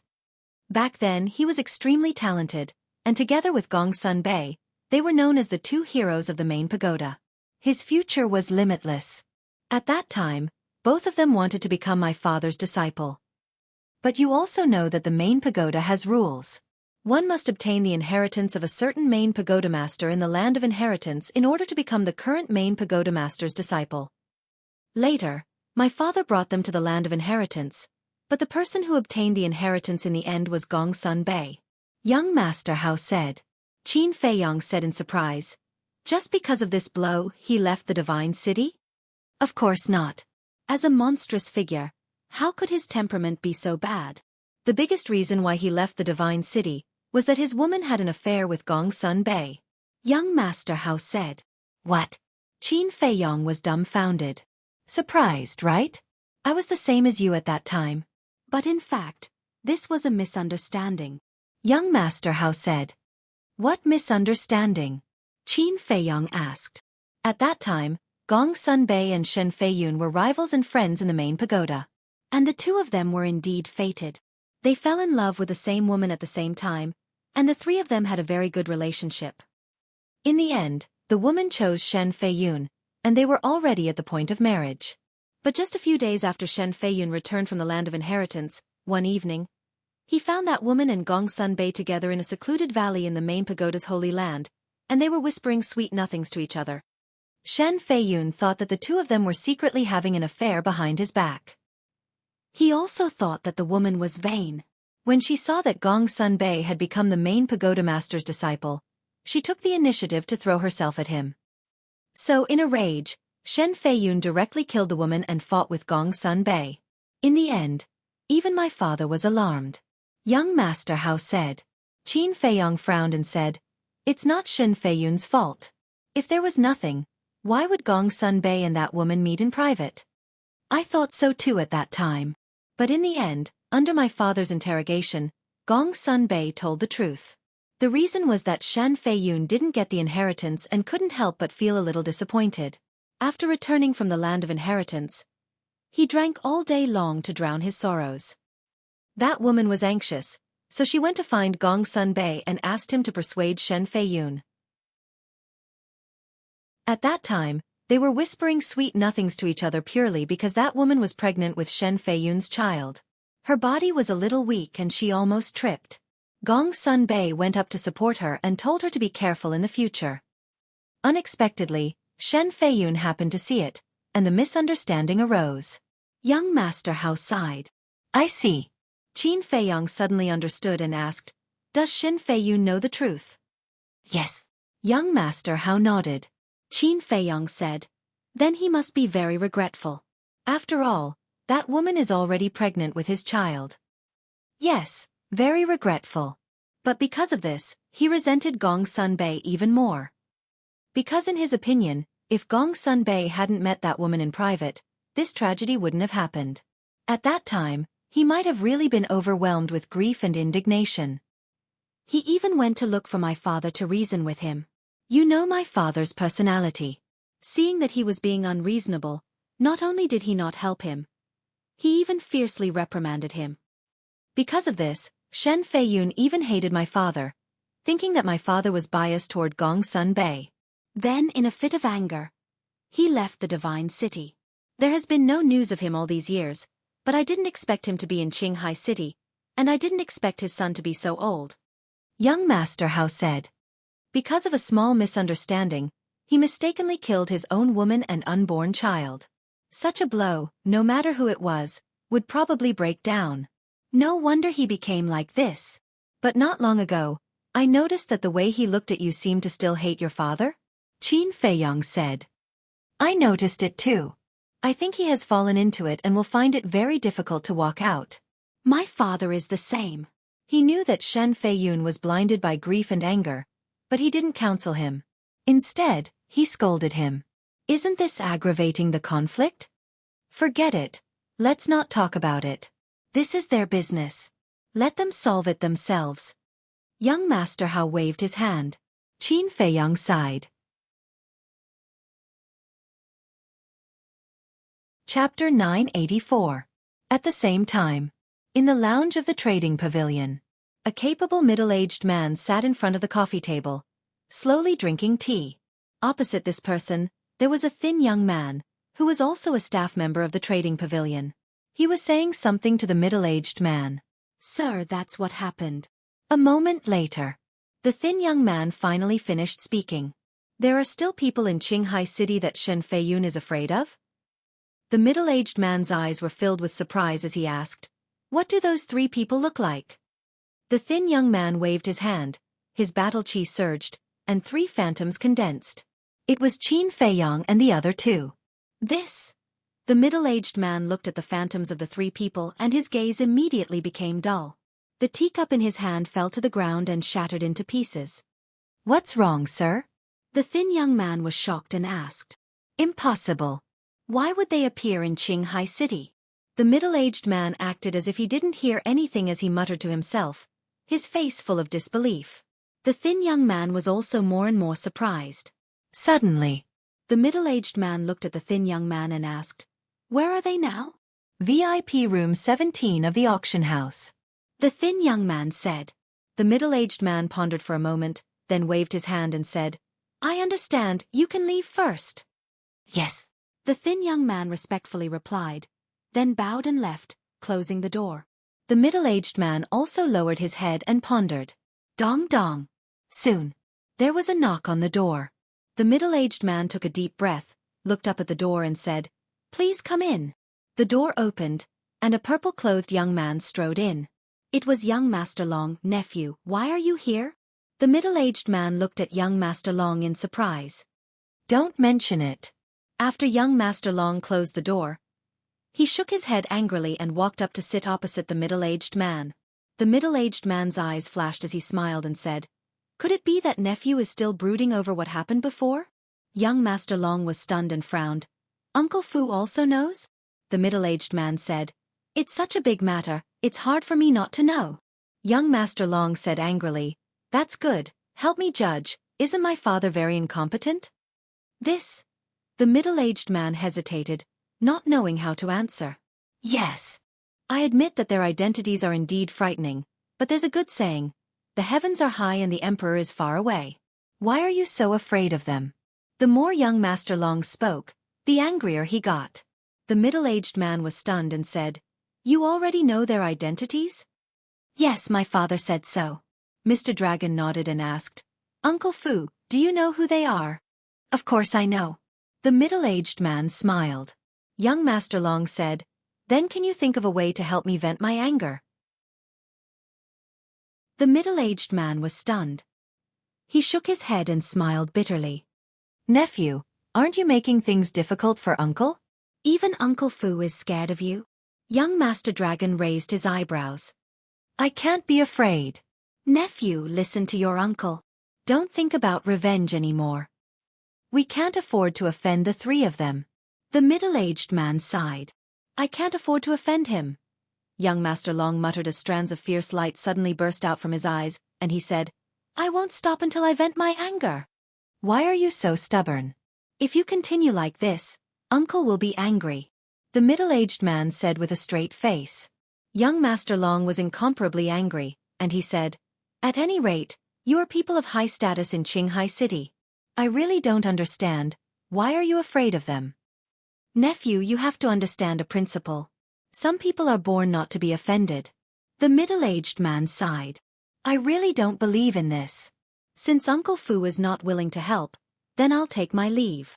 Young Master Long snorted coldly, stood up and walked towards the door angrily.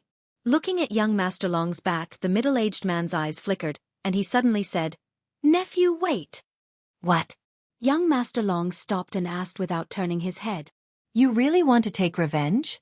The middle-aged man said. Yes. Young Master Long nodded without hesitation. The middle-aged man frowned and said, Aren't you afraid of their revenge? No. Young Master Long said. The middle-aged man was surprised and said, So confident, do you already know the grudge between your father and the Chief Tower Master? What? Young Master Long turned to look at the middle-aged man and said in surprise, What grudge do they have? I didn't know at first. It's a long story, and this is also a scandal, I can't tell you. The middle-aged man shook his head. Young Master Long said impatiently, Uncle Fu, can you be a man? Don't be so wishy-washy. You brat. Who are you talking to? The middle-aged man glared at him and said, I can tell you, but you can't tell anyone else. Okay. Young Master Long nodded. When your father was young, he was a peerless genius in Divine City, and his future could be said to be bright. The middle-aged man said, What? Father stayed in Divine City. Young Master Long was surprised. No, your father was originally from Divine City. The middle-aged man said. This? Young Master Long was dumbfounded. Very shocking, right?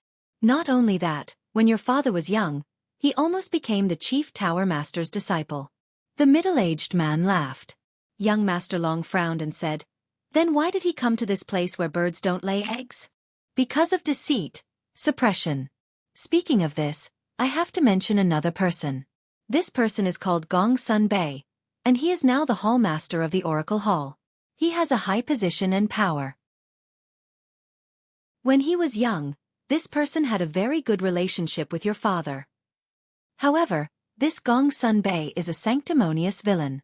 I still remember that your father was about to become the Chief Tower Master's personal disciple, but this Gong Sun Bei said something to the Chief Tower Master, and the Chief Tower Master immediately changed his mind.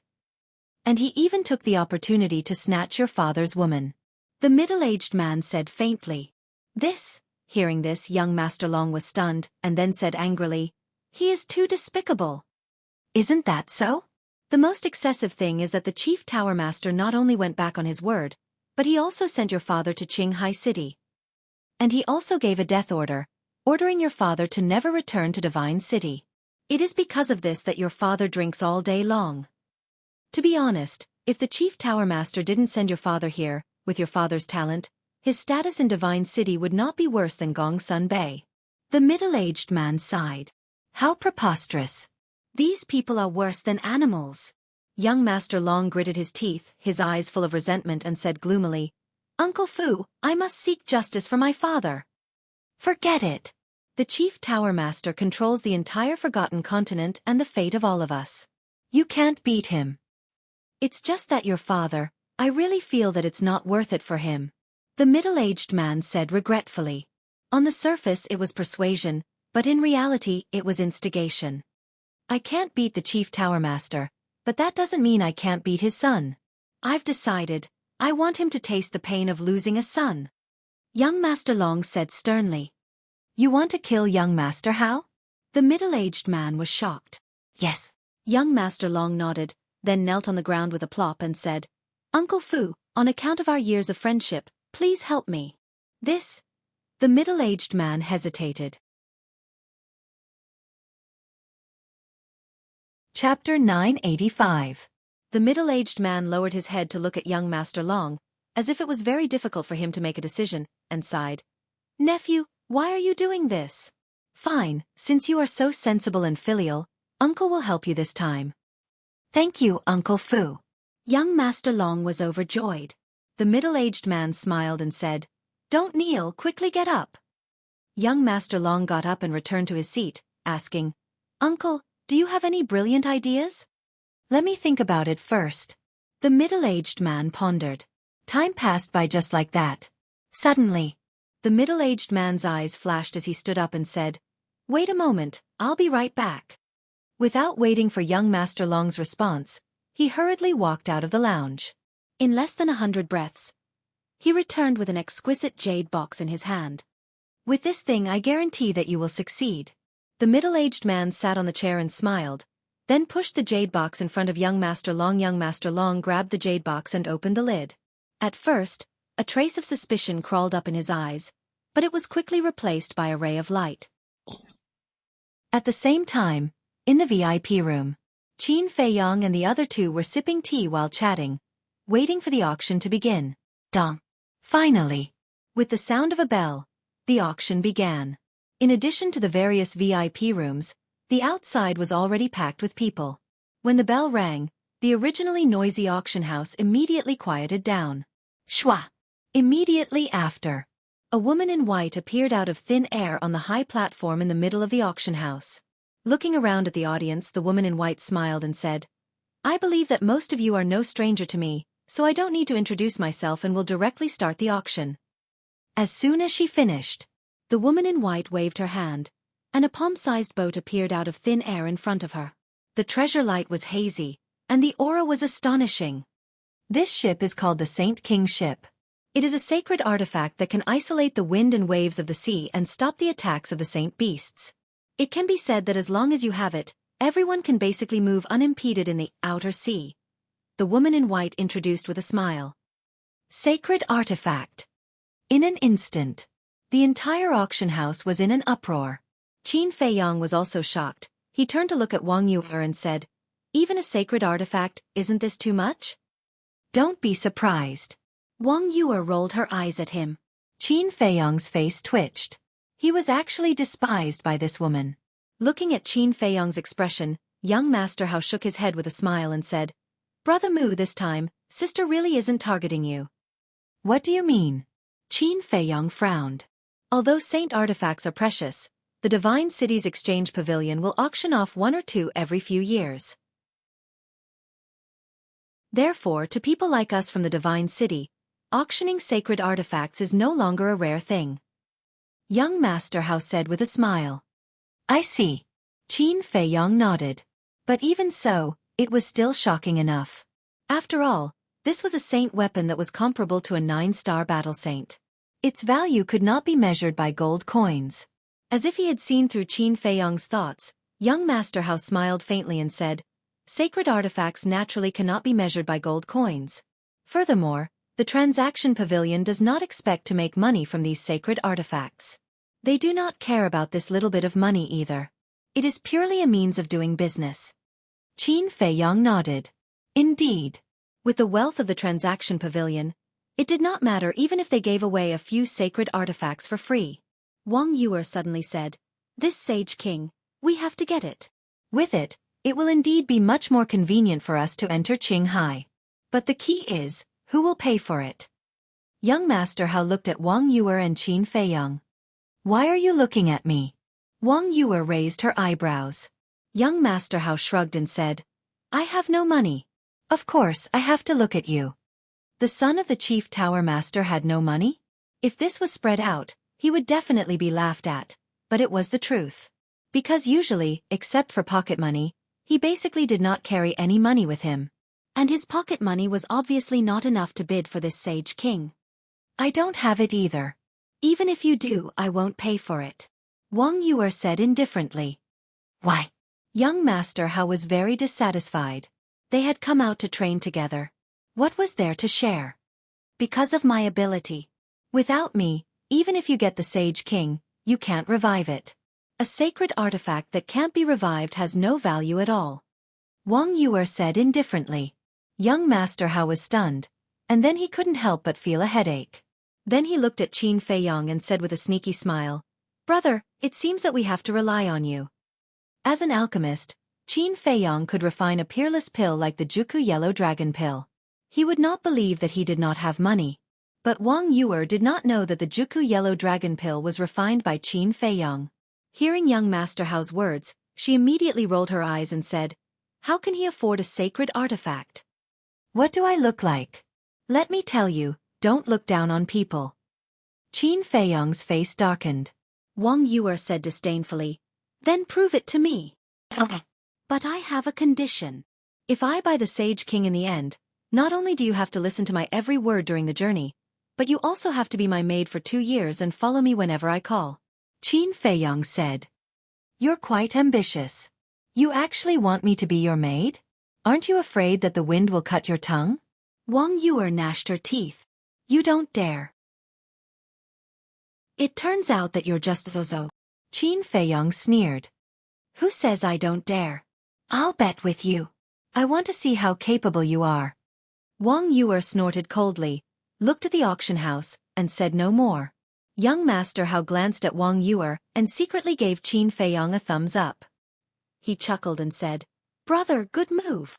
He did not doubt Qin Feiyong's ability at all. And as long as Qin Feiyong won, not only would they regain the right to speak, but they would also be able to subdue this demoness. Then, the journey would naturally be much more peaceful. It could be said that it was killing 2 birds with 1 stone. Qin Feiyong smiled faintly and asked, "I heard the woman mention the outer sea just now. Where is the outer sea?" "You don't even know that? You're too lame."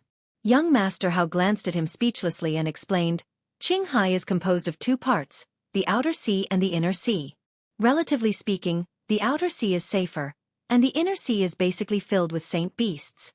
Qin Feiyong nodded. At this time, the woman in white standing on the high platform finally finished her introduction and then said, "The starting price is 10 million, and each bid must be no less than 1 million. There is no upper limit. Let's start now. 11 million, 12 million, 13 million, 30 million, 50 million, 90 million, 100 million. The auction house immediately burst into shouts. In less than 100 breaths, the price broke through the 100 million mark. Everyone's face turned red. Chapter 986. Seeing this, young Master Hao didn't say anything.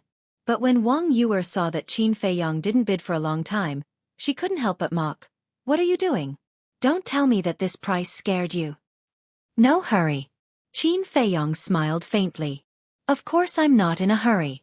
Anyway, I'm not the one who wants to bid. I just want to tell someone that if you don't have the ability, don't try to be brave." Wang Yuer slowly cleaned the tea set while chuckling, full of sarcasm. "Trying to be brave?" Qin Feiyong smiled helplessly and said, "Am I the kind of person who likes to be brave? I'm just afraid that once I open my mouth, they won't be able to play anymore." "Arrogant." Wang Yuer rolled her eyes. Qin Feiyong frowned. It seemed that he had to shut this woman up. Otherwise, she would keep nagging and annoying. 1 billion. He said without hesitation. Wang Yuer was stunned and looked quite surprised. Because the current bidding price of the Saint Kingship was only about 300 million. In other words, Qin Feiyong had added nearly 700 million. 700 million. For her, it was nothing. But for the people of Qinghai City, most of them could only look at the dust. At the same time, the people in the auction house and other VIP rooms also looked at the VIP room where Qin Feiyong was. Who is this, increasing the price by so much at once? Isn't this deliberately making trouble? Everyone murmured. There was shock. There was dissatisfaction. There were also many people who fell silent, because this number had exceeded their bottom line. 1 billion. Suddenly, an exceptionally loud voice sounded, coming from the VIP room next to Qin Feiyong's with insufferably arrogant tone. Qin Feiyong raised his eyebrows. Wang Yuer revealed a gloating smile and said, "As the son of Qinghai City's city lord, in terms of wealth, I'm afraid no one here can compare with him. I think you should give up." That's right. The owner of this voice was young Master Long. Him? Are you kidding? Qin Feiyong's eyes were filled with disdain. If it was young Master Hao, he might still consider it. However, this young Master Long was simply a profligate from head to toe. Such a person, no matter how high their status or background, would not be able to enter his eyes. Hearing young Master Dragon's voice, the rest of the people also came to their senses and thought of Qin Feiyong. Looks like they're going to have another fight here. Yeah, we'd better be tactful and not fight with them. We can't win anyway. But speaking of which, where exactly did those three people come from? Why did they cause such a commotion the moment they arrived in Qinghai City? People were confused. No one raised the price again. Because they understood that this was a shapeless battlefield, and the slightest carelessness would bring disaster upon themselves. On the high platform, that white-clothed woman also cast a meaningful glance at Qin Feiyong and young Master Long's VIP room. She smiled and asked, 1 billion. Is there anyone else who wants to raise the price? Wang Yuer teased. Hey, say something. Otherwise, others will think that you're scared by him. Qin Feiyong raised his eyebrows and said, Don't use such a childish method to provoke me, okay? I'm happy to. Wang Yuer looked at him proudly. Sigh. Qin Feiyong let out a deep sigh. When this woman is unreasonable, it's really troublesome. He looked at the auction house and said indifferently, 2 billion. Oh my god. He actually increased the price by 900 million. How rich is he? Everyone was dumbfounded. The smile on Wang Yuer's face also froze. Could it be that this bastard was really rich? She couldn't help but suspect. 1 billion. Next door. Young Master Long's voice also sounded. It was very calm. It was as if this 2 billion was just a drop in the ocean in his eyes. Qin Feiyong took a sip of tea and said indifferently, 10 billion. His tone was even calmer than young Master Long's. But Wang Yuer was not calm. 10 billion gold coins, if it were her parents, might not be much. After all, the two of them were one of the highest authorities in the Forgotten Continent. But in front of her, it was an astronomical figure. Young Master Hao was also dumbfounded. This guy was too scary. He opened his mouth and said billions, tens of billions. How much wealth did he have to dare to bid so unscrupulously? Those people outside also couldn't help but suck in a breath of cold air. Everyone's face was full of shock.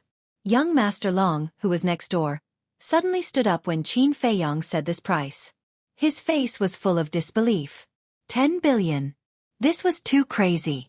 After a while he came back to his senses and said gloomily, Although you and I are both bidders and have no right to ask about your financial resources, now I have to wonder if you have so many gold coins?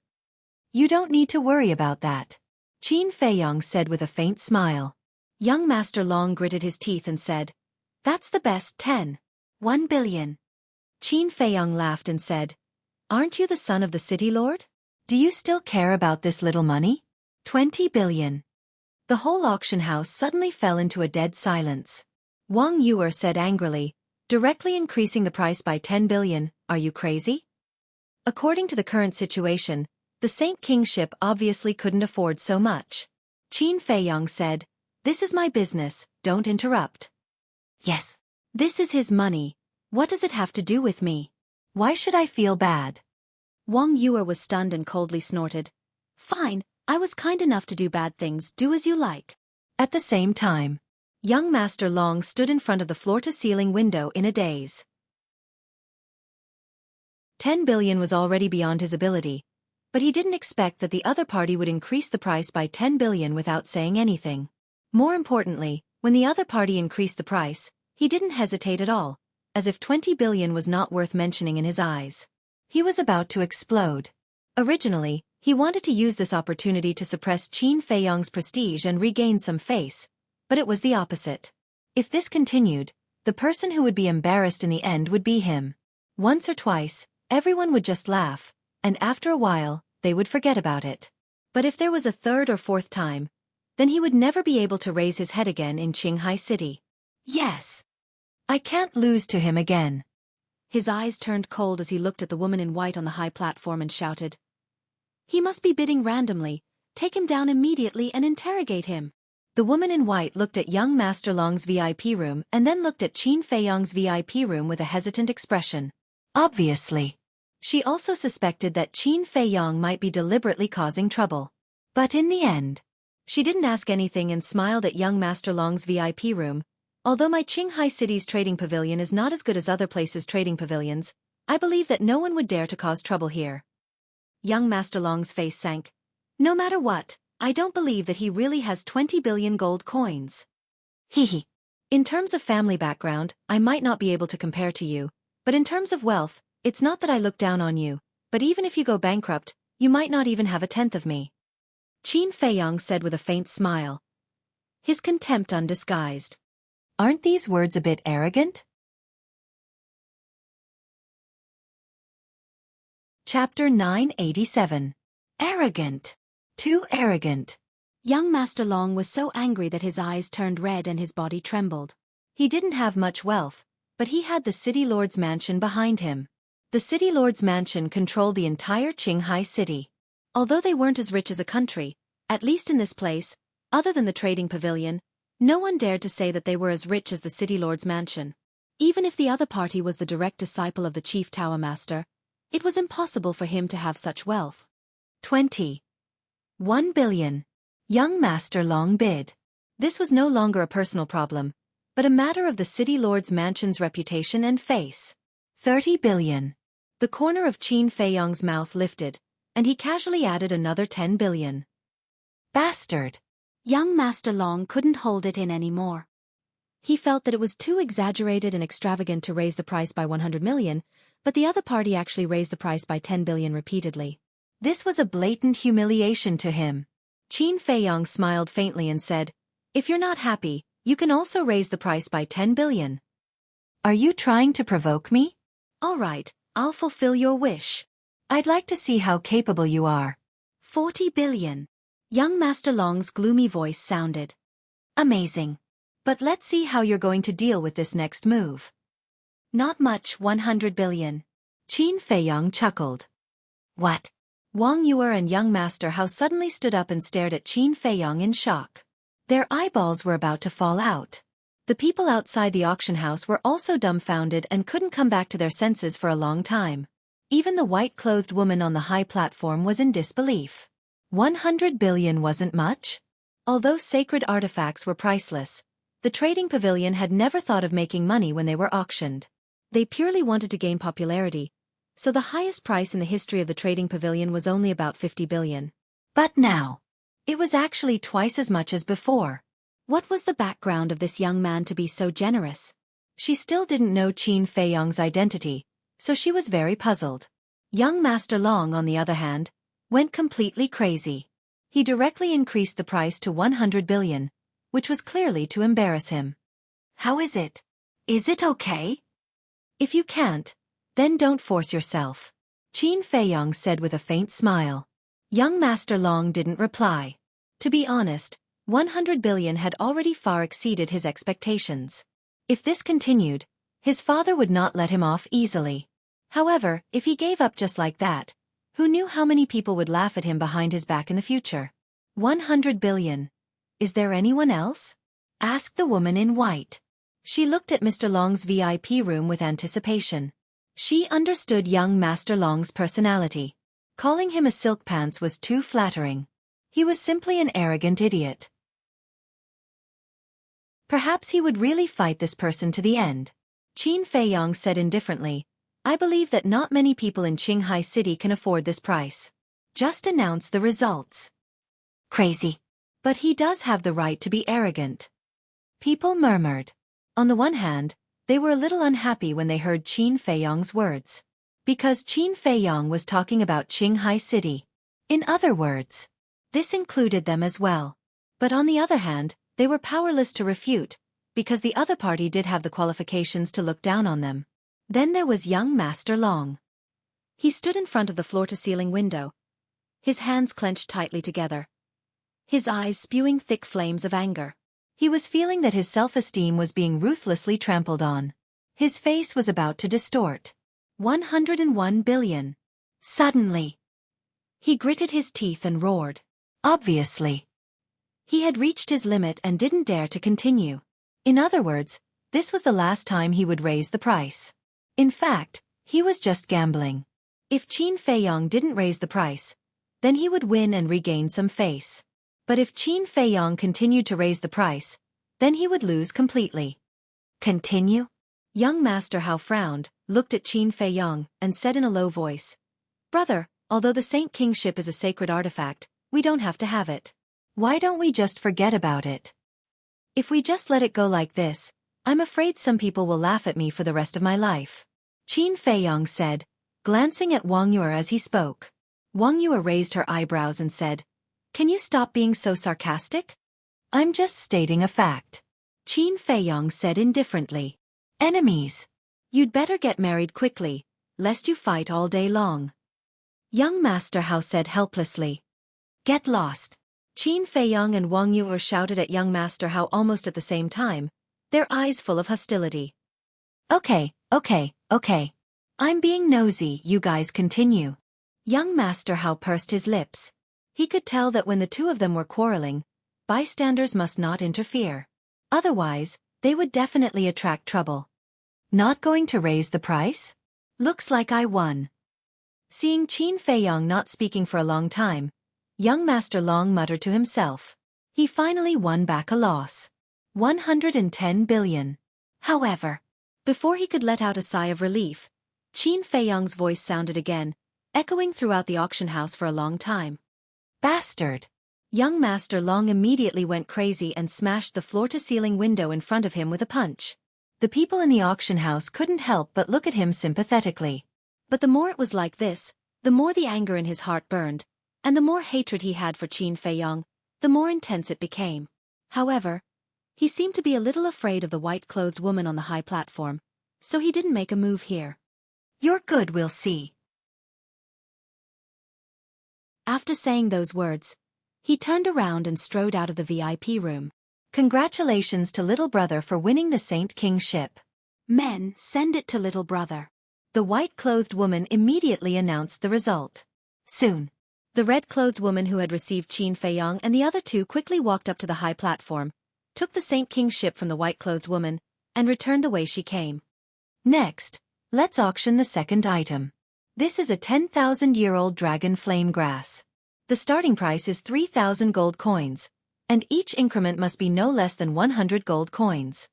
The white-clothed woman took out a crimson medicinal herb and introduced it briefly before continuing the auction. Dragon flame grass. Qin Feiyong glanced at the medicinal herb with a surprised expression. The dragon flame grass was considered a rare medicinal herb, and it was also needed to refine the 9 transformation dragon blood pill. Dong. Just as he was about to bid, there was a knock on the door. "Come in," Qin Feiyong said. The door opened, and the red-clothed woman walked in with the Saint Kingship. Qin Feiyong glanced at the Saint Kingship casually, then pointed to Wang Yue and said with a smile, "Just give it to her." Ha! The red-clothed woman was stunned. She had spent more than 100 billion, and she was giving it to someone else just like that? The world of the rich is so hard to understand. The red-clothed woman muttered to herself and respectfully handed the Saint Kingship to Wang Yue. Wang Yue was stunned. A saint artifact was definitely a supreme treasure for those below the combat emperor realm. She was just saying it, but she didn't expect Qin Feiyong to really give it to her. She glanced at Qin Feiyong and frowned. "Aren't you afraid that I'll take it for myself? It's just a saint artifact. It doesn't matter. Of course, if you really feel bad about it, you can go and persuade your parents and grandfather to cancel our engagement when you go back." Qin Feiyong smiled. Wang Yuer's expression froze and she said angrily, "Bastard, am I so annoying?" She should have been happy to hear that, because she didn't want to marry Qin Feiyong. But now she didn't know why, but she felt a little uncomfortable. Qin Feiyong said, "It's not that I'm annoying. It's just that our personalities don't match." Seeing Qin Feiyong's indifferent expression, the anger in Wang Yuer's heart rose. "Don't worry, I don't fancy a stinky man like you. Once we return to the deity's lake, I'll immediately persuade them." Divine City. The red-clothed woman's eyes trembled. These 3 people were actually from Divine City. No wonder even Shen Feiyun didn't dare to offend them. However, the relationship between these two seemed a little complicated. But as a smart person, she knew what to care and what not to care. She looked at Qin Feiyong and asked with a smile, "Young master, do you want to pay now or later?" "Now, take me to a quiet place."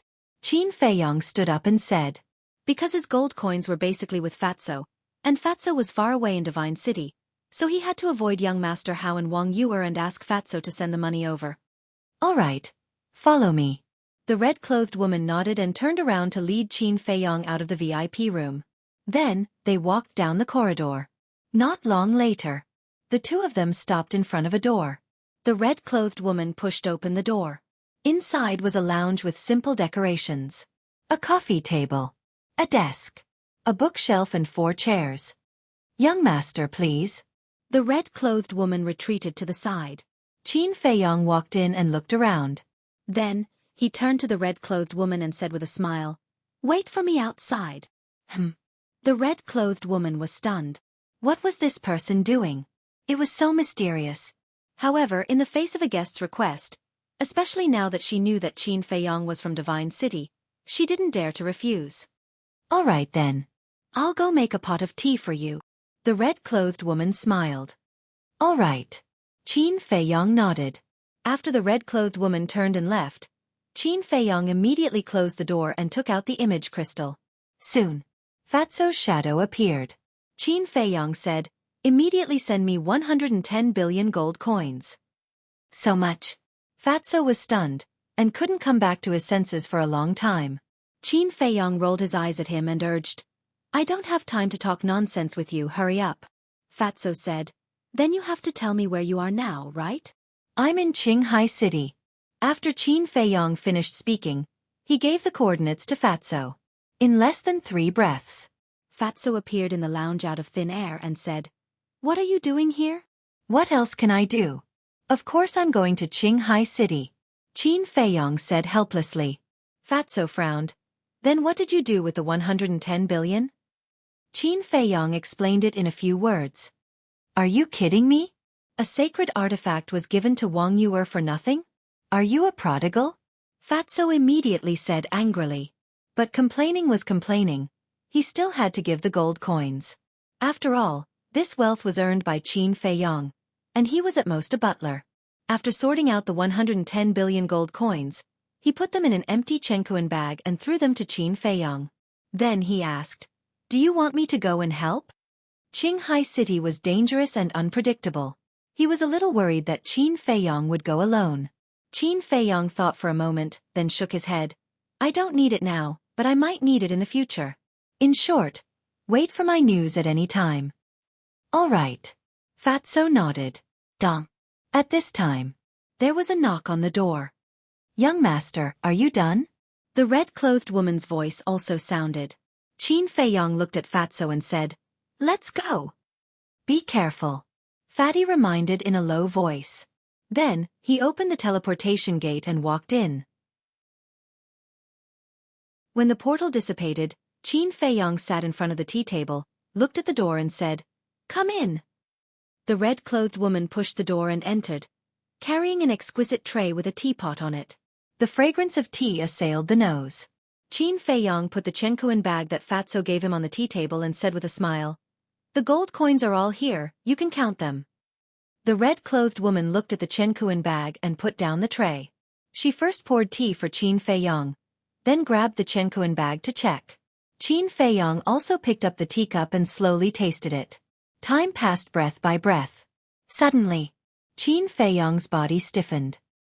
He looked down at the teacup in his hand, his eyes full of surprise. The next second, his arm trembled, and the teacup fell to the ground and shattered into pieces. At the same time, his whole body twitched crazily, his mouth foamed, and his face quickly turned black. "Young master, what happened to you?" Chapter 988. Not only did Qin Feiyong not answer, but he pushed the woman in red away, then took out a detoxification pill and threw it into his mouth. Obviously, there was poison in the tea. However, after taking the detoxification pill, he didn't get any better. The poison had even spread to his whole body and converged towards his heart. The corners of his mouth began to turn purple, and his consciousness was dissipating. What kind of poison is this, so terrible? Qin Feiyong was surprised. You know, he took a detoxification pill with 5 veins. Even if it was highly toxic, it could also have a mitigating effect. Young master, what's wrong with you? The woman in red was very anxious. Give me the teapot. Qin Feiyong shouted weakly. The woman in red looked at the teapot and then at Qin Feiyong, and a terrible idea suddenly appeared in her mind. She didn't dare to hesitate any longer, and immediately did as she was told, grabbed the teapot and brought it to Qin Feiyong. Qin Feiyong also grabbed the teapot and poured it into his mouth. The woman in red was so scared that her face turned pale. She had already thought that there was poison in the tea. Usually, in such a situation, one would find a way to detoxify the poison as soon as possible. But this person actually continued to swallow the poisonous tea. Wasn't this looking for death? But she didn't know that Qin Feiyong was doing this to find a way to detoxify the poison. Because Qin Feiyong didn't know what kind of poison was in the tea. So he had to figure this out before he could think of something to detoxify the poison. While drinking the poisonous tea, he tried to maintain the last bit of consciousness and tasted the tea carefully. Damn it! But in the end, a trace of despair crept up his face. In this tea, other than the taste of tea, he did not taste any other smell. In other words, this kind of poison was colorless and odorless. Unless he found the person who poisoned him, it was impossible to know what kind of poison it was. Say it! What poison did you put in? All of a sudden, he grabbed the woman in red's neck and roared with red eyes. I didn't. The woman in red shook her head, panicking to the extreme. You're the one who brought the tea. Who else could it be? Qin Feiyong tightened his grip, and the woman in red was about to suffocate. He had a good impression of the woman in red, but he never thought that she would try to harm him behind his back. I really didn't. Please believe me. The woman in red shook her head vigorously. Her eyes were filled with tears as she felt wronged. It's really not her? Then who is it? Qin Feiyong frowned. However, the poison had attacked his heart and was crazily eroding his mind, making it impossible for him to seriously consider this problem. It's me. But at this moment, a cold laugh rang out. Young Master Long pushed the door open and entered. He had a cruel smile on his face as he said, How is it? The bloodthirsty scorpion's venom isn't bad, right? Bloodthirsty scorpion. Qin Feiyong's eyes trembled. Xiao Chen was not unfamiliar with this venom. Back at the Dragon Phoenix Pavilion, Guofeng had wanted to use this venom to harm him. The detoxification pill had not been able to remove it. Once consumed, one would lose their life. This person was truly vicious. However, he also had to thank young Master Long. Because if young Master Long had not said it, he would never have thought that this was the venom of the bloodthirsty scorpion. Although the venom of the bloodthirsty scorpion was terrifying, it was not fatal to him. Because he just so happened to have the antidote. This antidote was the venom of the blood soul spider. Last time when he dealt with Guofeng, he still had a lot left. Now, he was putting it in his Qiankuan bag. In the blink of an eye. After knowing that it was the venom of the bloodthirsty scorpion, he immediately searched for it in his Qiankuan bag. Young Master Long looked at him curiously, not worried at all. Because he didn't believe that Qin Feiyong would have the antidote. 3 breaths passed. Qin Feiyong's last remaining trace of consciousness was about to dissipate. He had even sensed the aura of death.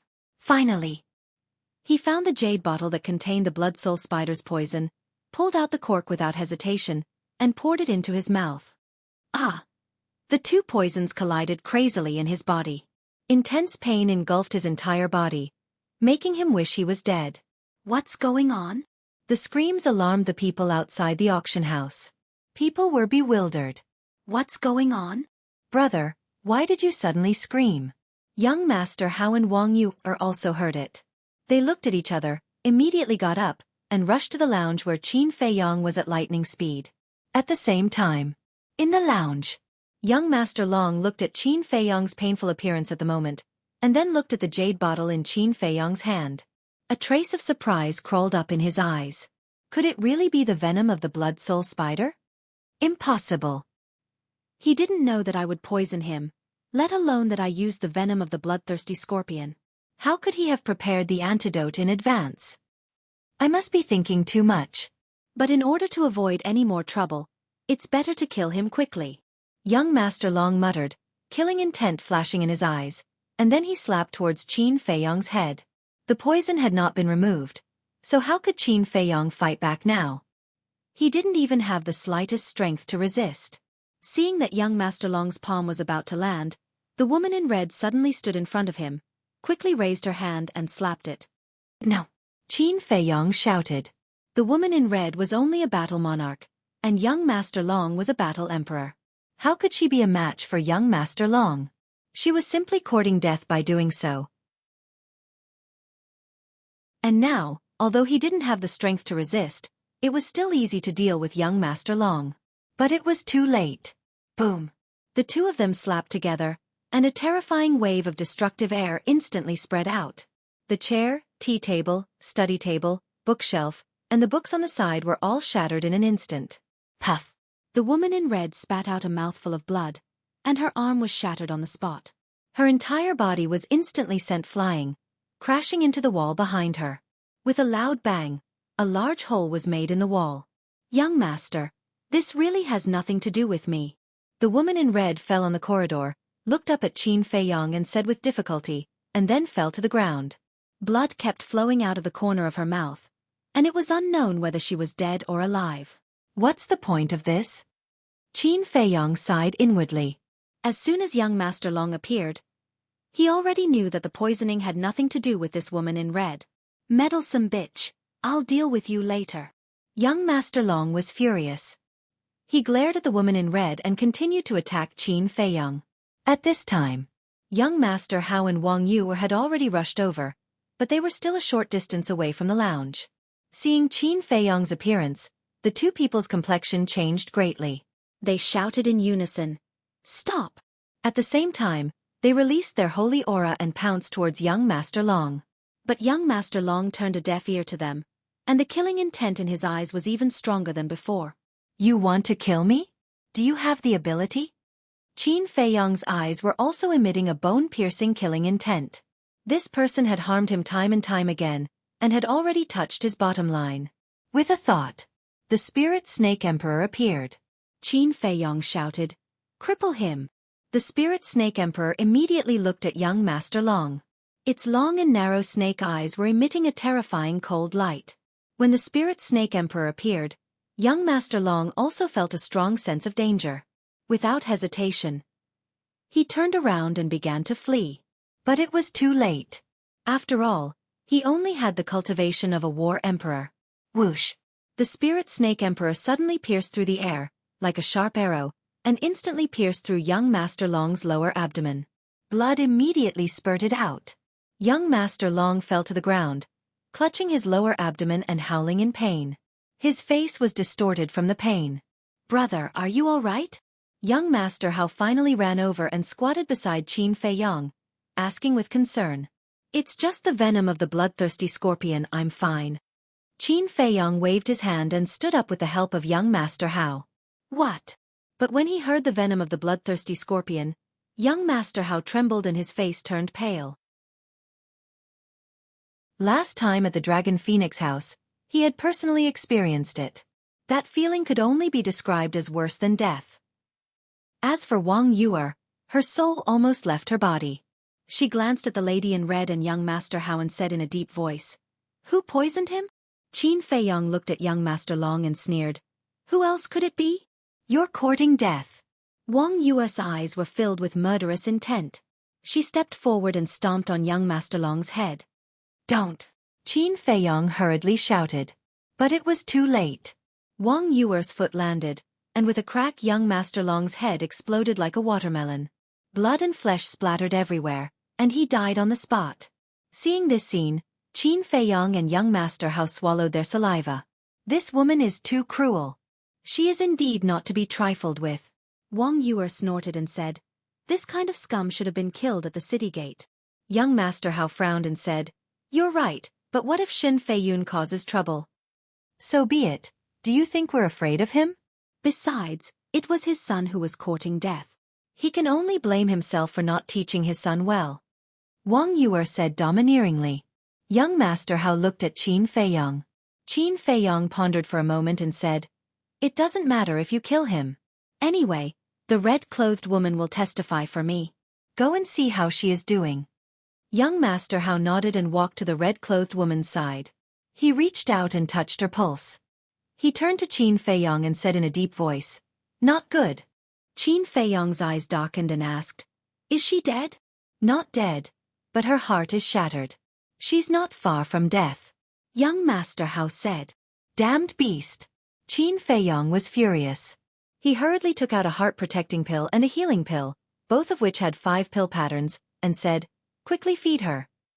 If this woman really died, he would feel guilty. First, he misunderstood this woman. Second, this woman was in danger because she wanted to save her. Young Master Hao grabbed the pill and stuffed it into the red-clothed woman's mouth. "What's going on?" At this moment, a middle-aged man ran over anxiously. It was the person who instigated young Master Long before. He ran into the lounge and saw the scene in front of him. His expression suddenly changed. Young Master Hao raised his eyebrows and asked, "Who are you?" "I am the pavilion master of the Qinghai City Trading Pavilion." The middle-aged man replied and then said, "What happened before? Why did young Master Long die here?" Young Master Hao suddenly said, "So you are Fu Xiong?" The middle-aged man was stunned. He sized up Qin Feiyong and the other two. His body suddenly trembled as he said in shock, "You are?" Young Master Hao said in a deep voice, "It doesn't matter who we are. What's important is, how do you plan to deal with this matter?" "What is it?" Fu Xiong looked confused. Young Master Hao said, "This young Master Long poisoned my brother's tea, and it was the venom of the blood-killing scorpion." "What?" Fu Xiong's face turned pale.